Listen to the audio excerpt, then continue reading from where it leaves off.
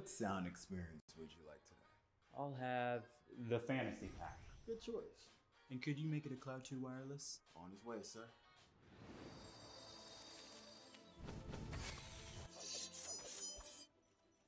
Sounds amazing.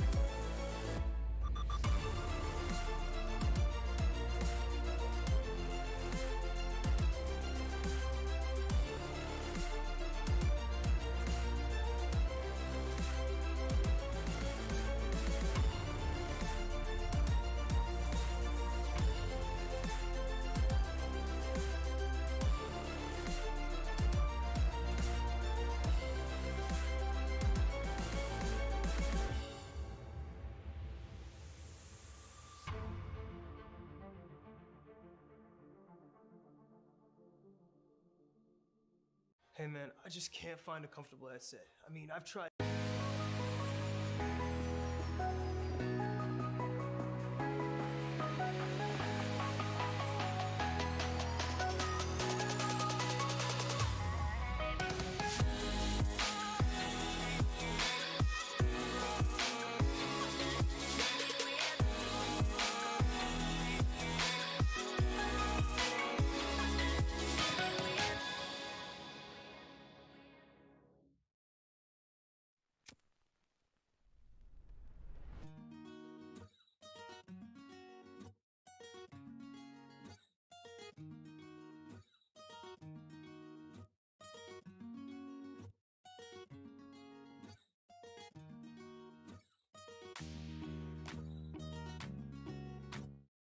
All right, hello everyone, welcome back to NECC. My name is Fel. I'm also joined here by my co-caster of H, just the letter H, that simplistic, and we're not going to waste much of your time. We're going to hop right on into game number 2, I should say, and the two teams are going to be Team Arcadia versus UC Davis, and we're going to Coastline, one of the most aggressive maps in the pool right now.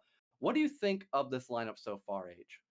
That we've already banned Jackal and it's on Coastline, also known as, in my opinion, one of the most common picks specifically on Coastline because of just the absolute just trouble that Jackal can cause for the roam game. And we're also seeing a Blackbeard ban on top of that. Didn't his shield get nerfed recently in one of the patches, or has that not gone through yet? Only on the test server, so it's still 50 HP. That Saran wrap has not been completely nerfed into the ground, so there is still a little bit of viability on Blackbeard, especially on such an attacker-favorited map like Coastline. It's probably the smallest map in the game, only about 2 floors, so that roam presence and frag potential is very crucial, but a very familiar band coming out, Mira, that makes a whole lot of sense. She is probably the most banned operator in the game on the defensive side, and that's because her Miras bring so much utility to the board that can almost be uncounterable in some instances. But the final ban coming out, a Malusi, to top it all off, the icing on top of the cake, makes a lot of sense as well. Very utility-heavy operator. This is a pretty common lineup for bans coming in Coastline, except for maybe the fact that Nomad was not put in the chopping block, but that's still completely fine. I feel like it's because you see a lot of Nomad in general team play. So a lot of people have a Nomad in their belt. And as we say, that Legacy over here is going to be picking our Nomad. There we go. So I feel like that they are just already so cemented in that you just can't really ban them. You either pick or ban. So if they don't ban Nomad, both teams plan on playing Nomad. However, some interesting picks we're seeing out here already. We're seeing a Doc Pulse on the defensive side along with what is now an IQ, but what used to be a Lion, and an Iana, and the Doc has been 6-picked into a Maestro as well. Much more of a cam op and a lot of intel coming in the form of our Lesion Mines, our Pulse, and just the straight-up cameras from our Maestro. What do you think about that?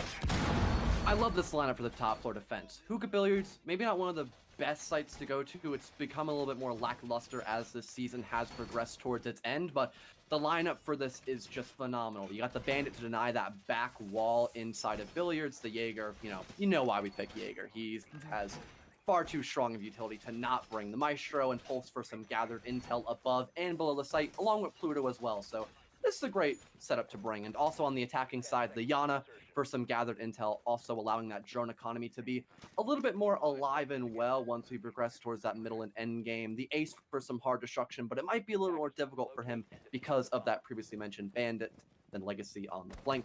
Watch, Chef Gusteau, and Ash just for mostly fragging potential and soft destruction. And you also have to consider the fact that Ace is our only hard breacher, so that is a lot of pressure on the Ace to not only try to keep with their team, but also not to get too greedy with their kills, because that'll be a lot of utility out of the pockets of UC Davis that we would be having as the only hard breacher, and they're already going to be trying to breach through that outside wall over by Bar, but it's not going to work out because they've already fully electrified it, and they don't have any real way to deny it from outside the building. They have to go in and they have to take over everything that is underneath pool room in order to take down that outside wall. It is just a lot more work that I feel like they're not going to try to bother with. They're just going to keep holding out this perimeter of the roof and try to catch out the roamer a little bit less actively. Huncho Panda could possibly rotate in towards VIP. That way he can get that back wall opened up and allow a beautiful sightline to be held all the way into Billiards. So he could still actually do his job properly here, but sadly, there will be no skyline angles to be held. Some shots come out from VIP, as a matter of fact, by Chef Gusteau. Not going to be able to land any, but he'll only be given a little bit of damage taken towards him. Blast area, I can see in the corner of my eye, working his way in towards Cedar to possibly clear out that roamer near the white stairwell. But already, a lot of map control has already been in the hands of UC Davis, but Arcadia going to find the first and make it the second frag. Animal Mother, phenomenal shots, claiming the body of Guac and also Legacy. What a fantastic opening start by him, almost finding a third. He'll light up Ash through the wall, but he's not going to be lucky enough to finish her off outright, and he'll have to now reposition back towards white stairwell. Both Blast Area and Animal Mother now on such little HP, but UC Davis is very low on time and also manpower. They might not be able to convert this as a win, but just as I say that, Blast Area finding the refrag, Pluto refragging as well onto Huncho. It's now a 4v2 and not that much left here for UC Davis to really do. They had a very wide strategy by the looks of it. They were spread out very heavily trying to catch out the roamers, and Pluto's going to catch their double on Chef Gusteau, leaving Blast Area, our poor Ash, in a 1-2-3 scenario now as he secures their double kill, trying to push in through our southern hallway into Aquarium, catching some hits onto Mutt Grinds. However, I don't think they'll be able to push in fully with 27 seconds left on the clock, and my predictions are laid out to be true as Mutt finally catches the last bullet to take down Blast in Aquarium. And I don't think there's much you could have done in that scenario if I was Mutt, not Mutt, Blast. Not really. He had the intel to work with. He was well aware of Mutt Grind Games' position, but he just was not able to have enough health to actually win that 1v1. So he'll finally get shut down, and it'll be a win by Arcadia, really starting off strong with those two opening frags and wasting so much time against UC Davis. They had about a minute to work with, but let's just hope they can manage to convert some of these attacking wins into their favor. As we all know, Coastline is the most attacker-favorited matchup, seeing these first split rotations coming out 4-2 favoring the attackers, but so far Arcadia is doing a great job of trying to win as many rounds as physically possible, and they're going to try to have that same success moving on to the first floor defensive site of Kitchen and Service. And using this Kitchen and Service site, there is a great... Okay, I stand corrected. I just saw Huncho on our sledge instead of the Ace this time, so they do have that vertical advantage. However, Arcadia will have the extra challenge of having to hold the vertical VIP and Hall of Fame in order to much more securely hold down the Kitchen. Because using that vertical play, you are able to just absolutely catch out anyone who is in cover of Kitchen, and with a sledge, that can happen very, very quickly. So it will depend on how Arcadia holds the second floor, which, judging by our vigil, that is going to be put down to Mutt as they run through our main lobby, presumably upstairs to VIP, as I stand corrected, as he hunkers down in security room as the action phase of our game starts up. They're extending more in towards the first floor, not just that upper area, but there is Animal Mother and Pluto playing up above. I assumed Animal Mother would be playing up there. He was the first front line of defense trying to stall for time against UC Davis, so it only makes sense he'll do it a second time, and he was very successful. He was able to light up 2 separate players and then find 2 frags as well, so he was able to do a lot of damage and cause a ton of trouble against UC Davis. But already, Huncho Panda holding down a deep angle near Vase all the way through Hookah Lounge, waiting for the perfect moment to find a frag, but it's not going to come into fruition just yet. But at the exact same time, though, UC Davis already clearing out VIP, they'll begin to actually make their way into the building of Coastline itself and gather a little bit of intel against these top floor roamers of Arcadia. It will only be a matter of seconds before we see a bloodbath, and there we go, Pluto. He will not get spotted out by the drone work, but finally a refrag will fall out by UC Davis as Legacy picks up the headshot onto Pluto, but the damage has already been done. That's one of your main soft destructors of Ash down the drain already. And that is already a lot of vertical play taken out of the attacking team's pockets. While you still have the sledge, the Ash is definitely really good for the underside vertical play if they wanted to try to somehow catch off anyone on the second floor. And as I say that, we're seeing Chef getting taken down, with Animal Mother also taking down Legacy. That is the roam clear down, leaving a lot of room for both Mutt and Animal to just absolutely wreak havoc as Huncho checks out Theater over here, going into master bedroom, hoping to catch someone out, taking down Animal Mother in VIP hallway. Perfect positioning by Huncho that can allow for them to start doing a little bit of vertical play, but they are very short on time. We're down to that final minute, and they're also behind on the man count.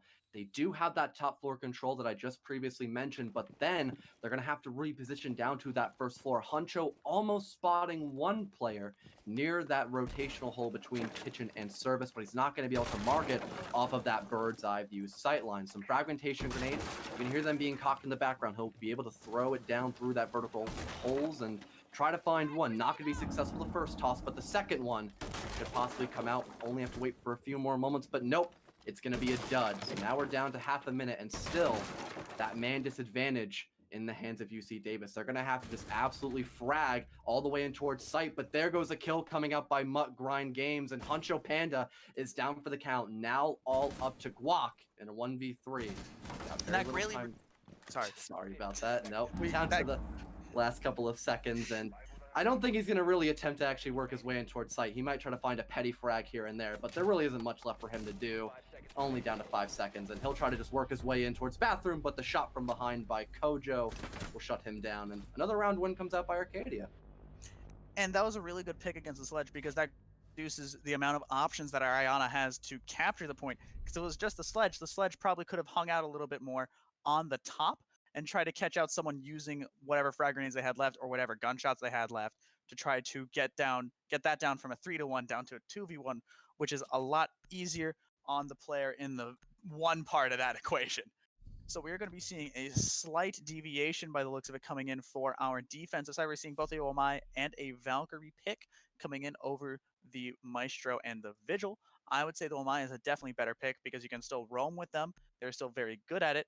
And you also get the added utility of projectile denial. However, you are seeming to sacrifice the Jaeger as well. So that's probably why they picked the Omai over the Vigil, as we had been seeing earlier, with Mutt grabbing the Valkyrie, another very prolific roamer, and also simultaneously a much more passive cam up, because you can only throw it, and then once someone on your team dies, they're able to take control of said camera. I like how you mentioned a lot of the utility in the beginning of this prep phase. There's a big difference between active and passive utility, which is why when you only want to bring one anti-utility operator such as either Wilmai or Jaeger, you should tend to prefer Jaeger, as you can immediately put down your ADSs and not have to worry about it. If you go for a run out early in the game and die, it's not going to be a problem. You still have done your job by placing your utility. If Kojo gets collapsed early on to round number 3, then that's a lot of his utility down the drain. He could only have 2 of his Wamai magnets on the board, and that's all he can show for it. A lot less utility compared to at least 3 or more ADSs by Jaeger, as they are now infinite due to recent changes that have occurred at the beginning of this new season. So a lot of active utility in the hands of Arcadia. Let's just hope that they can utilize it properly and maybe go for some very aggressive runouts, as we see both Mutt Grinds and Bing Bong on some camera operators like that Valkyrie and Pulse. And we're seeing already some pushes onto the deck of Hookah Lounge, and another separate push happening simultaneously over in Aquarium, doing a really decent pincer attack on Arcadia. However, they have already shown that they are really good at gunfights, and Animal Mother is going to be able to capitalize on that, taking down the Hibana. A great pick with Pluto taking down Legacy, the roam clear of Nomad, and we're seeing Bandit fly like an eagle down our poor cool vibes, and Pluto securing another 2 kills. Guac is our last standing, and we are barely a minute in. Minute 50 on the clock, and there really isn't much else that Guac can do. This might be another slight tactical timeout. He's got to find 4 separate kills, and he's just trapped in the middle of Hookah. He really can't go anywhere. That was just a flawed execution. Arcadia, they played it perfectly. They were able to have Animal Mother 60 find the first 2 opening frags, and then he finally got shut down by UC Davis, and Pluto was just there to find a refrag, a 3K, might I add. So it just was a completely flawed execution by UC Davis, like I just mentioned, and now there really isn't much else that Guac can do. It's minute 15 on the clock, and the active utility comes out by Pulse spotting out Sledge, and he really is just a sitting duck, now down to 55 health. There just really isn't much else that he can do, and we're down to the final minute, and he's still just sitting in the exact same position, and there we have it. I was waiting for the C4 to come on out by Pulse, and it finally will, just slaughtering the last lamb on the side of UC Davis, and it'll be 3 round wins in a row by Arcadia. This is the most defender-sided matchup on Coastline that I've seen in quite a long time, Age. I would have to agree with that. That was just a really they were trying to do a really fast push on UC Davis' side. They were trying to get in and get out and get the job done well. However, they weren't able to do that, and they were quickly caught out by what I'm going to presume was a decent call out from the Pulse, or just a lot of really good placement of just the defensive side in general, because they were just very quickly melted like ice cream in just the hot summer sun, and they just caved into the pressure of the defense on Arcadia's side, leaving it into the 3-0 Arcadia favor as we go back into Hookah and Pool's room, which they have already shown that they can defend very, very effectively. I never thought, H, that I would utter the words flawless defensive rotation on a map like Coastline, but here we are. I'm saying those words right now live on NECC, and Arcadia, they are really just not taking their foot off of that accelerator. They are just flooring it to a map 1 victory right now, and like you said, we'll end up returning to this top 4 defensive site of Hookah and Billiards, and I believe this to be the exact same lineup that Arcadia brought the first time, setting everything up the exact same way, those bandit charges going off on the back quadra wall, VIP being reinforced as well. This is all the exact same stuff, just a new round, and the same thing goes for UC Davis as well, other than the fact that Chef Gusteau actually stuck to that lion pick, so maybe they'll be able to flush out these roamers a little more effectively and have a lot more time to work with once we head towards that middle and end game scenario. They are really working to try to prevent the roamers from catching them out with with all 3, the triple entendre of Lion, Nomad, and Ayana to keep that drone economy going as well. So they should be able to get all the intel they need to be able to catch out Mutt, to be able to catch out Animal Mother as well. Are 2 very prolific roamers that we're having, as Pluto gets in a gunfight over by VIP Lounge as he tries to find a kill over in hallway. However, the Lion does not bear any fruit, at least not against Pluto. So that is a really good game of red light, green light that Pluto has just played. Bro, I played at elementary school all the time, and he'll spot the upside down rappel and not manage to take a single bit of HP there. That was incredibly lucky there. I am quite impressed by Pluto, and now he'll be able to reposition in towards 90 corner, and Animal Mother will be able to watch his back. He can still worry about that VIP push coming into effect, and it's still this 5-on-5 as the first minute comes to an end, but just as I say it, the caster curse comes into effect. Now a 5-on-3 as Animal Mother and Bing Bong find kills of their own. Animal Mother 60 with a magnificent headshot onto Chef Gusteau. You gotta hit those with the Vector, and now it's a 2v5, all up to Guac and Huncho Panda, and they are just on the opposite side of the map with no hope left in their bodies. Oh no. You ever put like a piece of cotton candy into water? Because that is exactly what has happened to UC Davis. They're the cotton candy, Arcadia is the water, and they are just dissolving under everything by the looks of it. They're just not able to catch the shots that they need, with Pluto just able to just absolutely matrix their way out.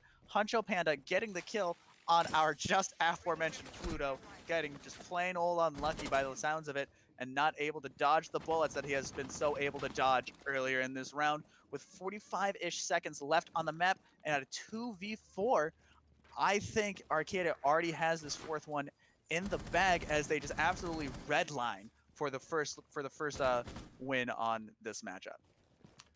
We've seen 2v5s be won before, but in the position that UC Davis is currently in, I don't think they're going to be able to convert this into a victory.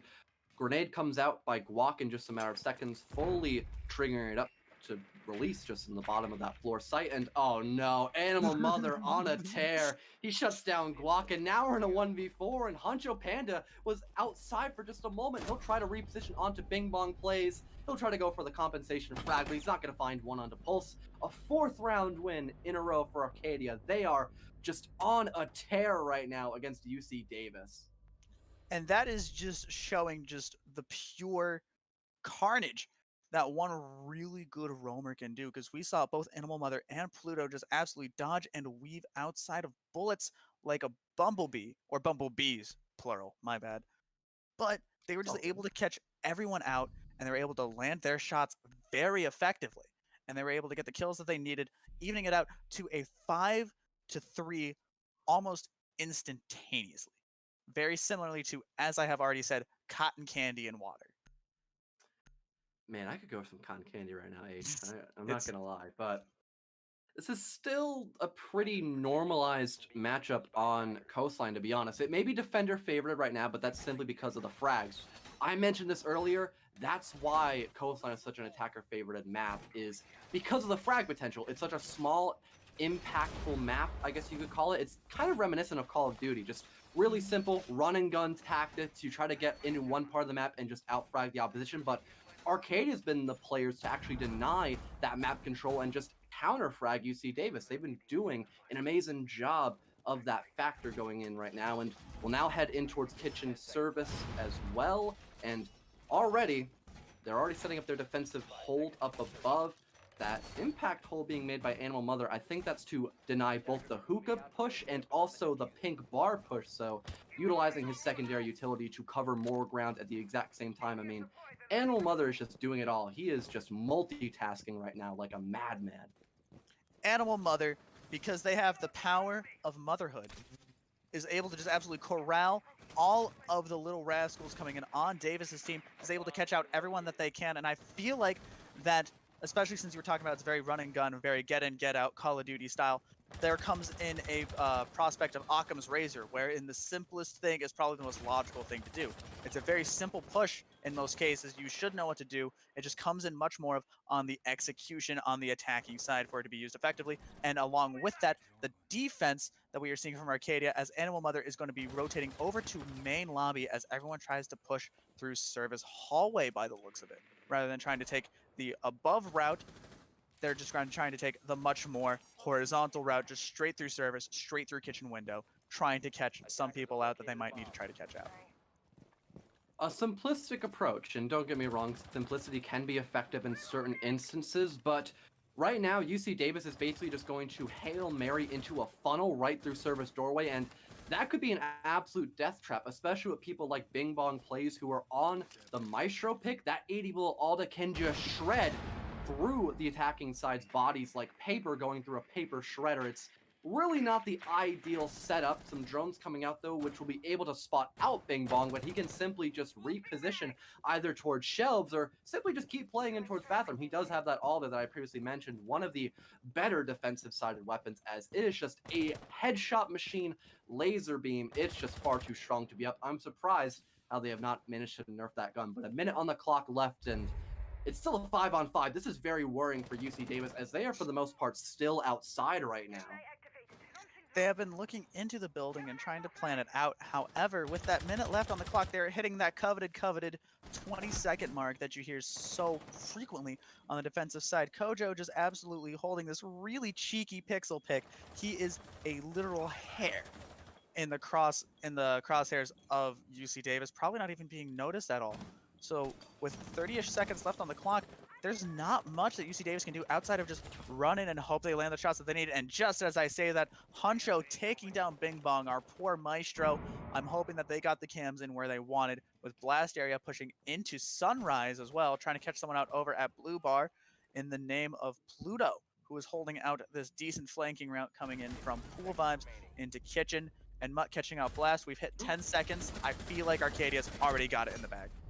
There really isn't much else they can do. Down to 5 seconds, 3 onto the plant coming down by Legacy, but Chef Gusteau is not able to cover. He misses the shot, but somehow Legacy gets the plant off. Now in a 40-second timer, and the roles have now reversed. With UC Davis on the defensive hold and Arcadia on the attack, as they now have to push into service through a hail of bullets by that AR-33. Flank comes out by Animal Mother, but Chef Gusteau is quick to respond, and now things are evened up 2-2. Chef Gusteau missing some vital shots onto Mutt Grinds, but he's already on such little HP, and luckily, he'll find the third onto Pluto. Now just a 1v1, all up to Mutt Grinds, and he does not have a lot of time to work with. He'll find one onto Chef Gusteau, but he has no clue where the plant has been placed. Air jab denying his push, and there's not enough time, and even to add insult to injury, Legacy will find the frag regardless onto the lone player of Mute, as the air jab found both players surprisingly, and finally, UC Davis having some luck on this attacking lineup,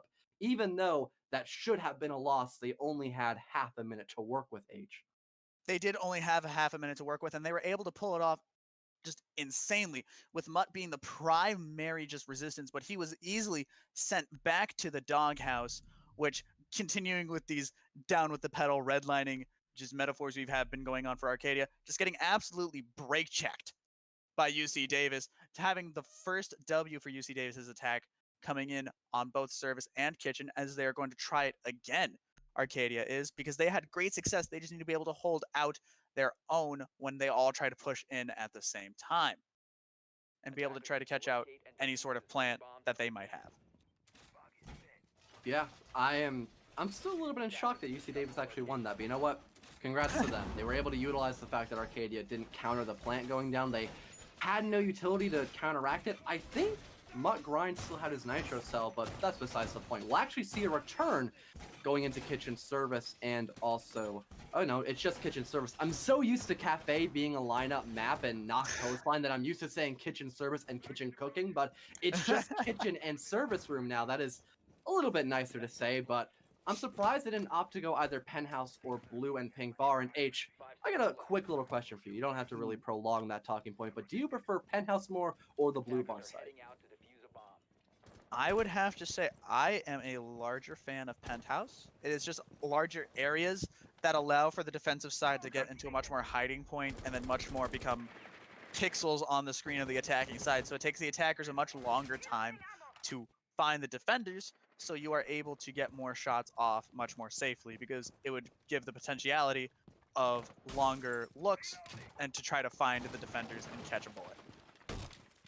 That's a pretty good reason. At least you've made a good point, I suppose. I'm rather happy you did that, but so far everything looks to be for the most part the same by UC Davis. They're doing a little bit more drone work on the opposite side of the map, working their way in towards offices and not just pondering their thoughts outside of that service doorway. So they're already doing much better than the previous time they attacked this site, so that's phenomenal for them. But at the moment, they've not been able to cover all that much ground. We have players like Animal Mother and Pluto still trying to put a cap on that bottle in towards Pink Bar, trying to slow down UC Davis as much as possible. And as the first minute comes to an end, I believe we'll finally see Blast Area begin to work his way in towards offices. But the question is, can he spot out Mutt Games? But apparently Guac can spot out Mutt instead. That's a phenomenal shot all the way through Skylight from Pink Bar. And that's going to be the opening frag in the favor of UC Davis, as they almost find another onto Animal Mother, who's just trapped near couches. But finally, he'll be able to rotate back outside. But just as I mentioned that, it'll be a second for Guac, as we will have Sledge pick up that frag onto Animal Mother. And that is just both of our top fraggers. I'm going to say it again, back to the doghouse, back into our respawn pool, which will happen next round when everyone else has died. Pluto is going to be trying to hold out this main lobby. He's taking a really wide route of defense coming in, with Kojo and Bing Bong being the last actual anchors on service and kitchen respectively. So they know that people are there. We have a minute left to a 5-3. They just have to hold the angles and hold them well, barely missing a sight line onto someone on UC Davis coming in from kitchen, getting caught out by a service peak from the outside. They have to rotate into a safer position, making the kitchen push a lot safer for UC Davis. Plant now coming down. The sound cue will be heard by Bing Bong. He'll mark it off of that miscalculation, and now all of a sudden the tables almost turned fully, but Guac just shredding through the opposition. He'll find a third for himself, and Blast Area following suit. It's now a 1v3 all up to Maestro. He'll find a wall bang on the Guac, but he can't pick up any more kills that round. The hard carry will not come into effect. Huncho will finish off the lone Maestro player, and another round win comes out by UC Davis, making this a 4-2 split, but on the exact opposite side of how things normally go on Coastline, with Arcadia having a strong lead against UC Davis, and now they're on the favorable side on the attack. This is looking to be still a great win by them if they're able to keep this forward momentum going on outward. And then judging by the picks that we're seeing here as well, we're seeing a much more utility-based defense coming in with the pick of the Cade, the pick of the Mute. We're seeing a lot more dependency on gadgets. And then on the attacking side, instead of a Sledge, we're seeing a Buck, who is able to push through the floors a lot faster, but lacks frag grenades to be able to get the blast area that makes vertical pushes a lot easier. And on top of that, you have the smoke and blind strategy coming in from our Ying, who, if used properly, especially on the sightline of Hookah and Pool Room, will be utilized to great effect. And on top of that, they have both a Wamai and a Jaeger, so depending on where they place all of those, the Ying is either going to be absolutely amazing if it's the Wamai, because the blinding will still go off, or it'll just be absolutely useless because of the Jaeger just straight up disintegrating our poor Ying's Candelas. I think they'll try to just utilize their other utility first, like the smoke grenades. There's 4 of them, and smoke grenades, they're very powerful, especially when Warden is not in play, but you don't need 4 of them. Probably 1 or 2 will just simply do the trick. So you can actually use the first 2 on either other operator of the Ying or the Ace to just burn through a little bit of that utility of the ADSs and Wamai. Same thing goes for the Ash charges. Yes, they're so strong put in the right hands, but 3 of them, you might not always need all of them. So it really depends on how well Arcadia can burn through UC Davis's utility with the exchange of their own. But at the moment, speaking of Arcadia, they'll begin to open up that back bathroom hatch, and they'll probably clear out the back areas near VIP first and foremost, maybe get that back skylight area opened up, but that's most likely not going to happen, as both Cade and Mute are on the board, so there's bound to be a lot of anti-breach going into effect. And then Chef has already been called out into our birdie room as well, so that is our roamer. The location is known for the roamer, and that is an actual night terror. So now they know the rough location of where to find our chef, our head chef. And then it is going into we just passed the first minute mark, and we are still at a 5-5. Arcadia has not really tried to push into the building yet. They're still trying to drone out and catch people out. I'm noticing that on both sides, where both sides try to drone out as much as possible into, I usually see around the minute 45 mark, as we are seeing right now, and then they push in with all the information that they have in their pockets, and then usually use that to great effect. We saw that on UC Davis's side for the 2 rounds that they won, and I hope we're going to see that again on Arcadia's side, as we are going to be pushing into the building as we speak. I don't know if Arcadia can actually get that VIP wall open up, so they're going to basically be hindered as to how well they can get most of these walls open, but somehow Animal Mother will actually manage to get one of the back walls opened up near that quadra wall. So it'll allow for some sightlines, but how well can they really utilize this? So far, though, UC Davis utilizing the lack of information as he'll find one onto Kojo. The man advantage now favoring UC Davis as we're down to that final minute, and Arcadia really has nothing to show for wasting these first 2 minutes. They have very little map control, and not many of their players are actually in the building, but luckily, one of the few players that's actually inside Muttgrind's games will pick up one onto Huncho, and another frag will be followed up, but this time it'll be by Animal Mother wielding that fearsome AK-12. Now down to 30 seconds on the clock. we're pretty soon to see the push coming into effect. Bing Bong plays, picking up a frag onto Guac. There is still one ace, though, up UC Davis's sleeves, and that's going to be the Valkyrie player of Chef Gusteau, waiting for the intel to be gathered so he could possibly deny the plant with that C4. Ying Candila's coming out. Legacy now just being pushed into the back of the site of Hookah. That way his vision will not be impaired. Animal Mother shutting him down with a flawless angle, and now it's just a 1v4, but very little time on the clock. If Mutt Grind can actually manage to get this plant down, then Arcadia will have a chance to win this, and there we have it. Chef Gusteau cannot deny the plant, and now this round is essentially over for UC Davis, and even finishing it off right as I predicted it, Animal Mother finishing off the lone player of Valkyrie coming back from the rotation, or the far roam, I should say. And that's a great comeback round win by Arcadia. Now 5-2 in their favor going into round number 8.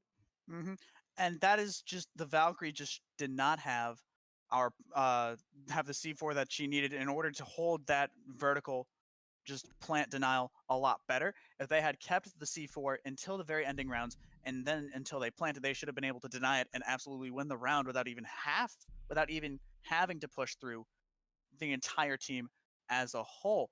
And that just shows that Arcadia knows what they're doing on the attacking side. They aren't trying anything super complicated. They're going for what works best. They are going for the simplest, they're going for much more simple strategies that end up being a lot more effective, but they are doing it much more carefully, much more methodically, and they are able to catch out whoever gets caught out. Yeah, I was throwing a little bit of shade at Arcadia because they only had a handful of players that were actually in the building, but they did a really good job on most of the drone work, other than Guac, who was still on a deep roam, and they weren't entirely aware of that, but that's completely fine. One minor hiccup will not put an entire just downpour on your parade, and we saw that just being played right into effect. Arcadia still had complete control of site after the the last 20 seconds, and then they got the plant down. Even though Chef Gusteau was there to try and deny it, it was just not enough time nor enough utility in just that one player's hand. So fantastic work by them. UC Davis now trying to reattempt to go this site, and a very different lineup as we see even more utility being dumped into this defensive side, as now Goyo joins the battle as well with those two Vulcan shields that can just deny a lot of attacking approaches with those flames being in the back of that shield. We are seeing a lot of gadget play coming in on the defensive side for UC Davis, which ends up becoming a much more laissez-faire type of hold. They don't really need to worry about many walls. In theory, they don't need to worry about many just pushes. It'll be a very direct method, which Arcadia did do for the previous round, and it did it to great effect. They were able to take that direct route and make the most out of it. They were able to cash in those dividends and able to take the next W, evening it out to that 5-2 that we are seeing today. And our Kojo is in Sunrise over here, just peeking out, trying to catch any sort of roamer, and to not much great effect, going to drone out, while Mutz does the same, trying to catch out anyone that they can, gathering that delicious information until we hit that aforementioned minute 45 mark, until anyone tries to seriously push into the building. Information is key in a game like Rainbow6 that can allow for you to have the element of surprise against your opponent. So I like how Arcadia is doing an even better roam clearing job with these drones compared to their last round. And even then, it was still a fantastic clearing out by them. They only had one minor hiccup that I mentioned previously, but the first half of the round now coming to an end, and it's really only a matter of time before Arcadia gets that back VIP wall opened up, as they already have that part of the map in their hands, and there isn't really much that UC Davis can really do to stop them. Some shots will be being traded out back and forth, and Hookah Lounge or Hookah Balcony will slowly come into the favor of Arcadia as well. It's only a matter of time, really, before they begin to actually go for this execute. They're all just setting themselves up in the absolute perfect position to just pounce upon their prey of UC Davis, breaking even more utility in the process. Yep, down to the... before we see this execute into play. And as you say, that Animal Mother is able to take that kill onto Blazier. That is our poor Jaeger just taken down as well. Huncho holding down in our lounge, just still looking for all sorts of roamers, and they're able to catch one out, but I don't think they really even needed to do that, especially with the Claymore already on the staircase. However, they have plenty of time at 35 seconds to even it out to a 5-2 coming in from Animal Mother and Pool Room, while I guess the bell tolls, or the bell bing bongs, or bing bong plays over here as he tries to get the plant, and Pluto also trying to get the plant as well. Everyone's just passing it off. It is going to anyone and everyone as Chef Gusteau takes down Pluto. Oh, Legacy with the Oh, flip no. around. He just goes back and forth, and he'll find the headshot on a grind games, and now it's a 1v2, all up to Kojo, and he does not have the carrier in his hands, and very little info to work with. He'll try to go for the free fire behind that half bar top, and he's not going to find any success. UC Davis managed to come back from the two-man deficit and miraculously win that 8th round, and we'll see Mutt Grind Games ending up leaving the matchups. So we'll probably go into a quick little pause for the timer. Maybe go back to cams, give or take, not entirely sure. But so far, Arcadia, they've only really thrown away a couple of rounds here and there. They're still doing very well on this coastline matchup, 2 rounds ahead of UC Davis. And that is still a decent amount of leverage that they have. However, I'm hoping, according to the chat, or according to the text chat that we're seeing in the actual match itself, he was just kind of kicked out by the game. It wasn't like some sort of quit. It is either some internet issue or some sort of hardware issue. It is something completely out of the control of the players. And honestly, that kind of thing happens. But we are going to wait and see if we can connect Mutt back into our round. And especially with Mutt leaving, with his just absolute stellar performance we have been seeing on both defense and offense, losing Mutt will not only be a deficit to a player, but a deficit to, in my opinion, one of the best ones that you have on your team, whether it is from both callouts or just raw, pure gaming energy.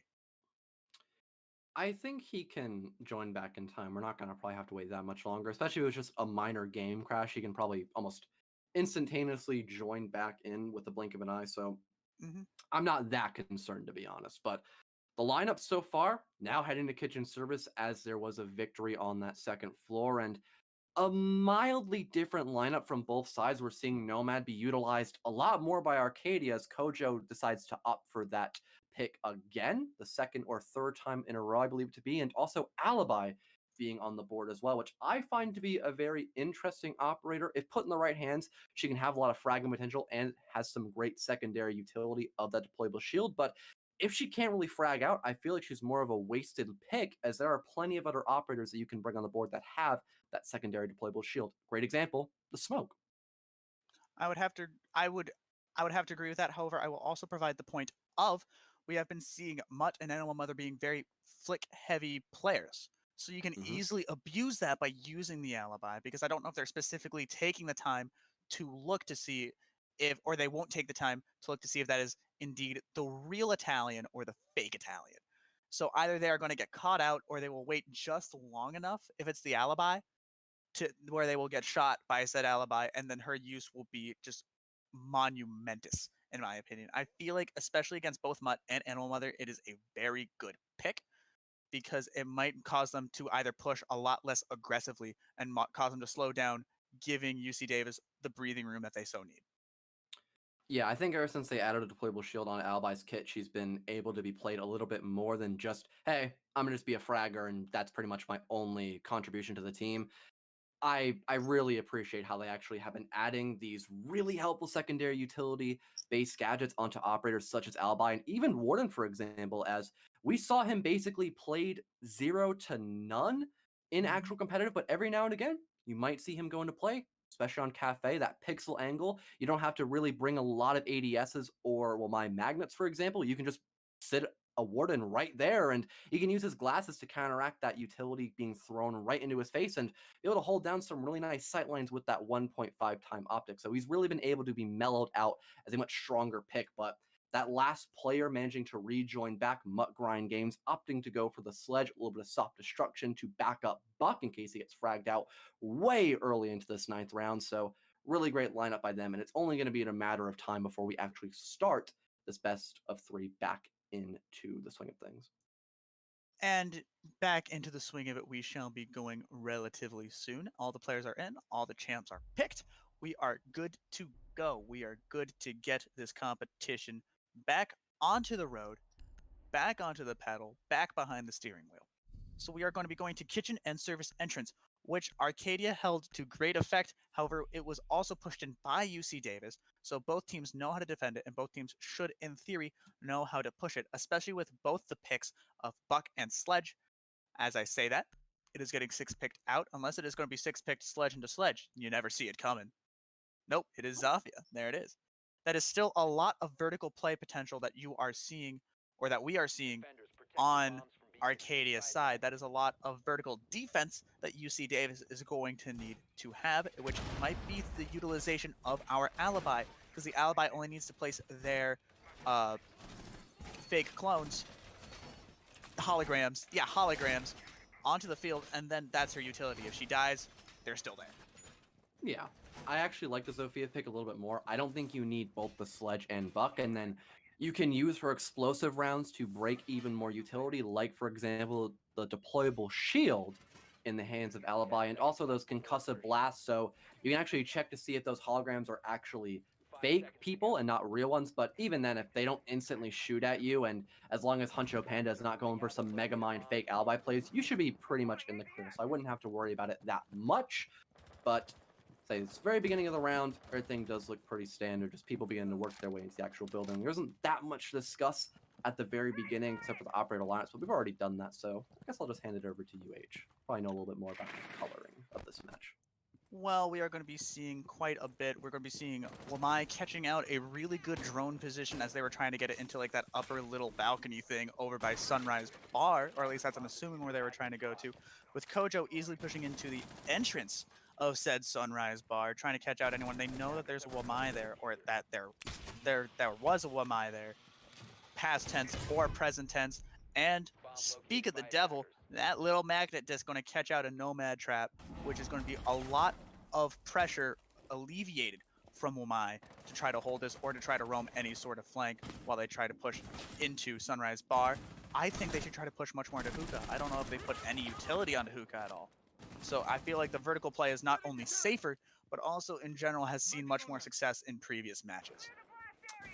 Yeah, if we have Guac hold down the fort for a little while longer, he could just do his job perfectly 110% and then just retreat, not even have to worry about losing control of Sunrise Bar. But Arcadia, regardless, still find the opening pick onto the blast area. I believe that was from above, as that was by the player of Mutt Grinds Games, and he'll most likely trying to flush out some players from that vertical play, but as a matter of fact, it was not. He's in the middle of blue bar. Air jab now coming out, and Guac will just get railed by Kojo with the AK-47, and a 5-on-3, again favoring Arcadia as they begin to work their way closer in towards these actual objective rooms. Chef Gusteau, however, on the roam will find one onto Animal Mother. Now down to the final minute on the clock. Arcadia may still have that man advantage, but they have to worry about Chef Gusteau on this deep roam, and if Arcadia does not remain on their toes, this could be another free frag for Chef Gusteau. Active pings coming out by the Alibi hologram, but oh no!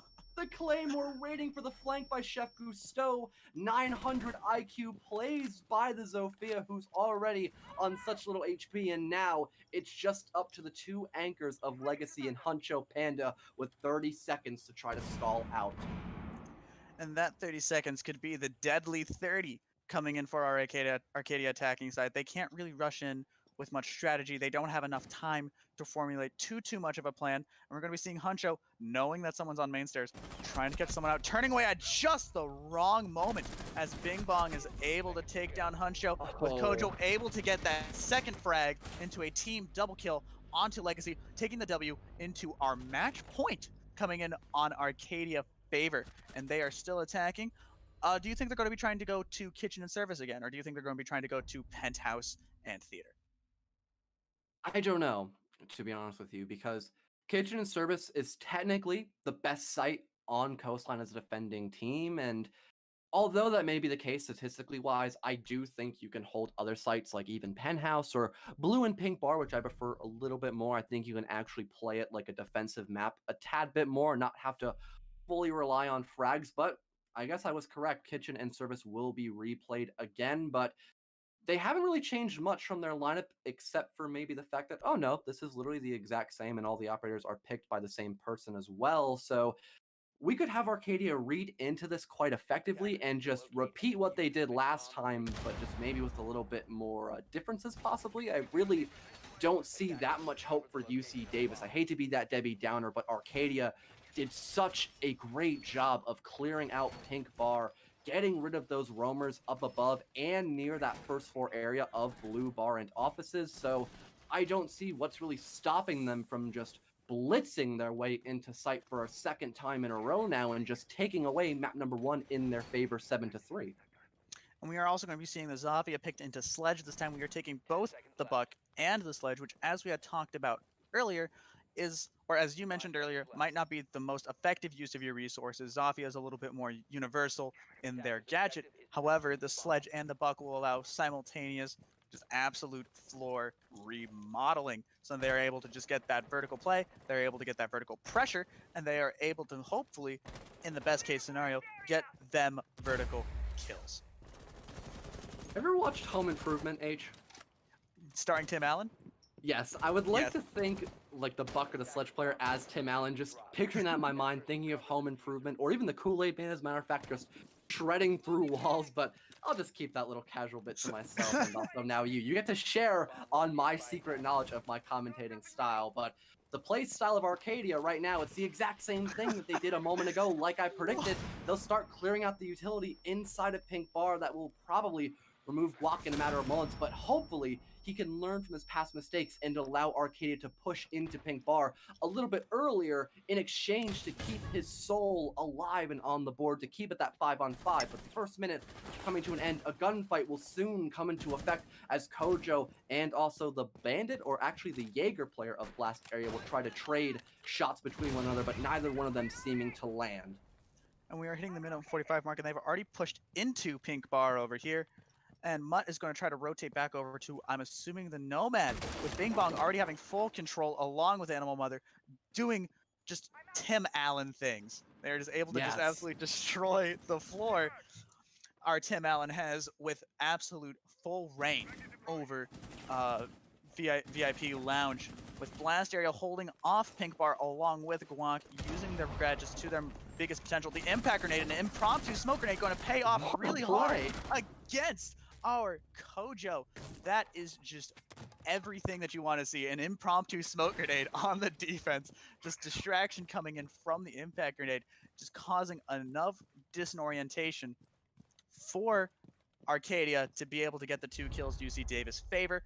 So I feel like it is a 5-3 UC Davis favor, with Arcadia having to push in at 49 seconds left. They're able to hold that Pink Bar a lot more effectively than they did last time, and I'm assuming this is because they slightly changed. No, they didn't even slightly change it. No, they just kept the same thing. They kept the same materials, but had a different execution about it. The Wamai did the same thing, but they had another player in Sunrise able to watch other flanks. And oh boy, RD, both Chef and Guac take down 2 players simultaneously at the 25-second mark, giving it a W. A flawless W for the defending side for UC Davis, evening it out to a 6-4. Man, these teams really just hate me and my predictions on like how rounds go, because UC Davis just took the cake on that 11th round. Or actually, was it not the 11th? Oh no, it was the 10th one. Now we're going in around number 11. That's my apologies. But a couple of rounds closer from evening things up in towards overtime, but we still have to have UC Davis win 2 more in a row if they even want to get to overtime. Take map number 1 in their favor, and oh boy, Kojo on the Montaigne pick. It might get 6 picked off, as you tend to see Montaigne not get immediately brought in the board. That way it's somewhat of an element of surprise, but oh, Kojo's not picking off of it. That actually might not be the case. We might see a Montaigne play on Coastline, which I have not seen in such a long time, but oh, will that be so exciting to commentate over Age. Oh my god. Are they going for a smoke plant of any sort? How many smokes do they have on that team? They have 4. They have a total of 4. They might be going for the cheatsy strat, especially since it is on Hookah. I feel like this will be a lot easier thing to pull off on Hookah. Just smoke the site, get Montaigne in there, plant behind Montaigne, have Montaigne just stand on it. I feel like if they're able to get that cheesy strat out, if they lack C4, which they only have 2 of, they have to just bait out the 2 C4s, and they should be able to get that really cheatsy casual king strat to be able to pull that off and get the most out of our Montaigne. Or they could have also just picked the Montaigne to have a very, very safe form of information using the meat shield behind a metal shield. Indeed. The meat Could not drone, agree I meant. more. I meant the meat drone. The meat drone, yeah, he's basically just a human drone. You really cannot deny that. Same thing goes for Clash, except she's like a Twitch drone because she can zap people and is a little bit less mobile, I suppose, but that's besides the point. We're gonna have Arcadia already begin to work their way up in towards Aqua and then right outside of Pink Bar and Hookah Balcony. I don't know if Arcadia's gonna go for a default play or if they're gonna actually work their way into Hookah, but what it appears to be is they're gonna go for an Aqua-sided take. Still do a little bit of roam clearing at the moment as we have two of the players, Bing Bong and Muck Grinds games, heading in towards that bathroom hatch, but all of a sudden Kojo getting ready to rotate on out towards the position of Pluto. I'm still trying to figure out how exactly Arcadia wants to dissect this 11th round and actually have it work out in their favor, but I really don't think it's going to be that difficult for them as they're bringing out such a wild card pick like that Montaigne pick. I don't know if UC Davis will be able to properly counteract it with such a minimum or minimal amount of utility. I would also say the Lion pick along with the Montaigne was a really good play because the Montaigne is trying to push in. You can use the Lion to try to catch out any sort of roamers a lot easier because you have to physically try to get around the Montaigne in order to take him down. So utilizing Lion's gadget to work in tandem with defending the Montaigne, you are able to get a much more 360 defense on our said Montaigne with a lot less effort. And our Montaigne has already gotten into Hookah Lounge, stepping back out for a quick breather and a smoke grenade. We might see the smoke plant coming in here soon, folks, and I hope we do. We have Pluto behind. Pluto's planting right now behind the Montaigne.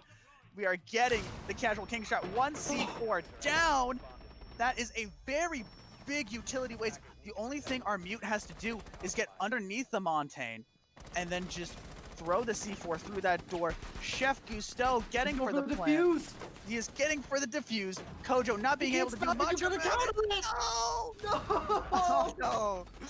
Oh no! They tried the casual king strat and it worked for a little bit. It worked for a short amount of time. They were able to smoke it off, but they were able to pressure the Montaigne out very easily out of Hookah Lounge. And I'm very disappointed to say, but the Montaigne didn't cut it.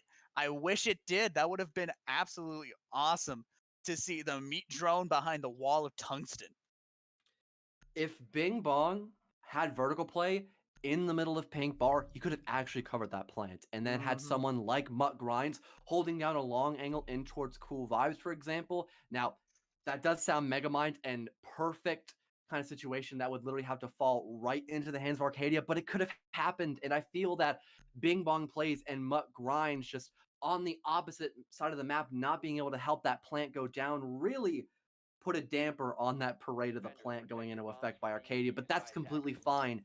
They still have one more round to make up for it. They're sadly not going to pick the Montaigne, and on a site like Blue and Pink Par, that's probably one of the few objective rooms where you'll actually see Montaigne be utilized properly, but we're not going to see him. It was a wild card pick that I mentioned first and foremost on that last round. A little bit of an outlier, if you want to call it that, but so is Blue and Pink Bar. This is the first time we're actually seeing it being defended by either two of these teams, and I'm quite excited to see it actually being played by UC Davis, as they have probably one of the best team compositions to hold this first floor objective room.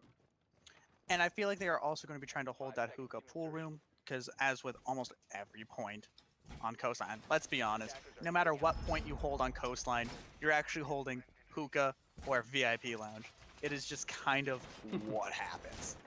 It is crucial to hold both of those sites in order to not get the vertical disadvantage, because Coastline is played very vertically and utilizing a lot of sledge, a lot of buck, a lot of Zafia. It is just kind of the thing. It is how people play Coastline. So they are able, so if they successfully defend that, they might be able to pull this out into an overtime, and I could very, very easily see them pulling it out into an overtime with both their team comp and just the skill that we have been seeing in general from both sides. Almost everyone is either even or close to even when it comes to both kills and utility. And as I say that, Pluto's going to get caught right outside of theater, bailing all the way back into main lobby.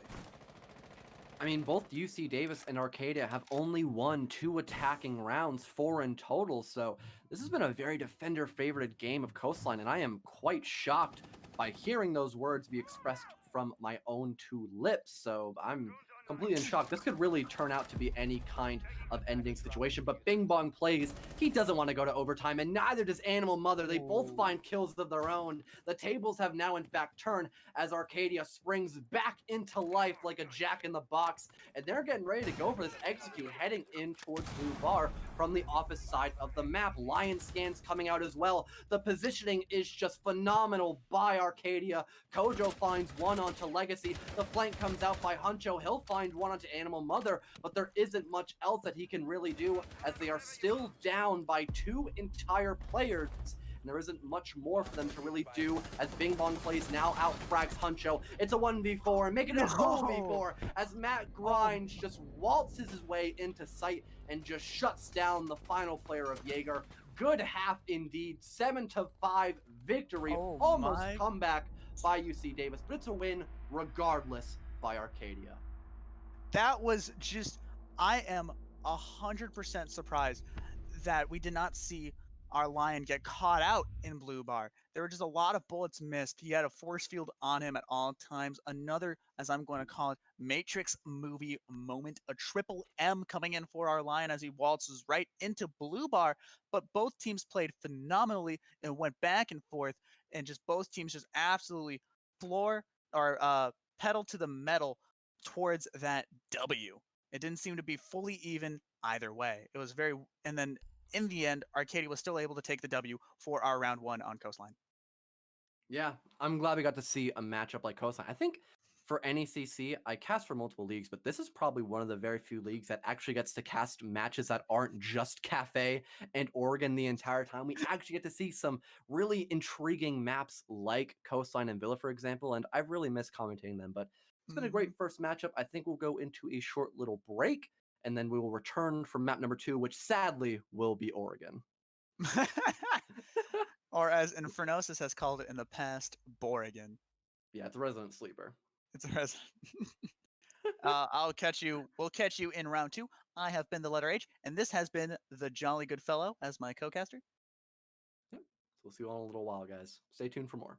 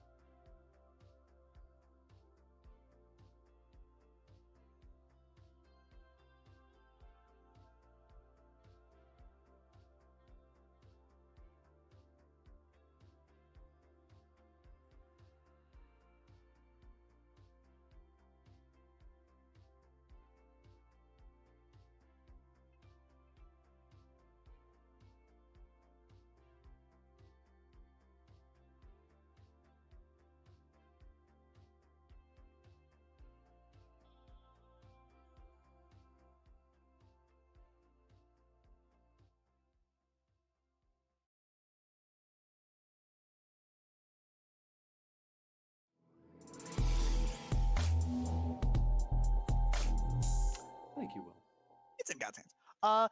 Welcome, ladies and gentlemen, and everyone in between. We are back to our match of Arcadia versus UC Davis for our NECC Week 5 qualifiers. I am the letter H, just the letter H, one letter, and with me is my fellow co-caster, fellow.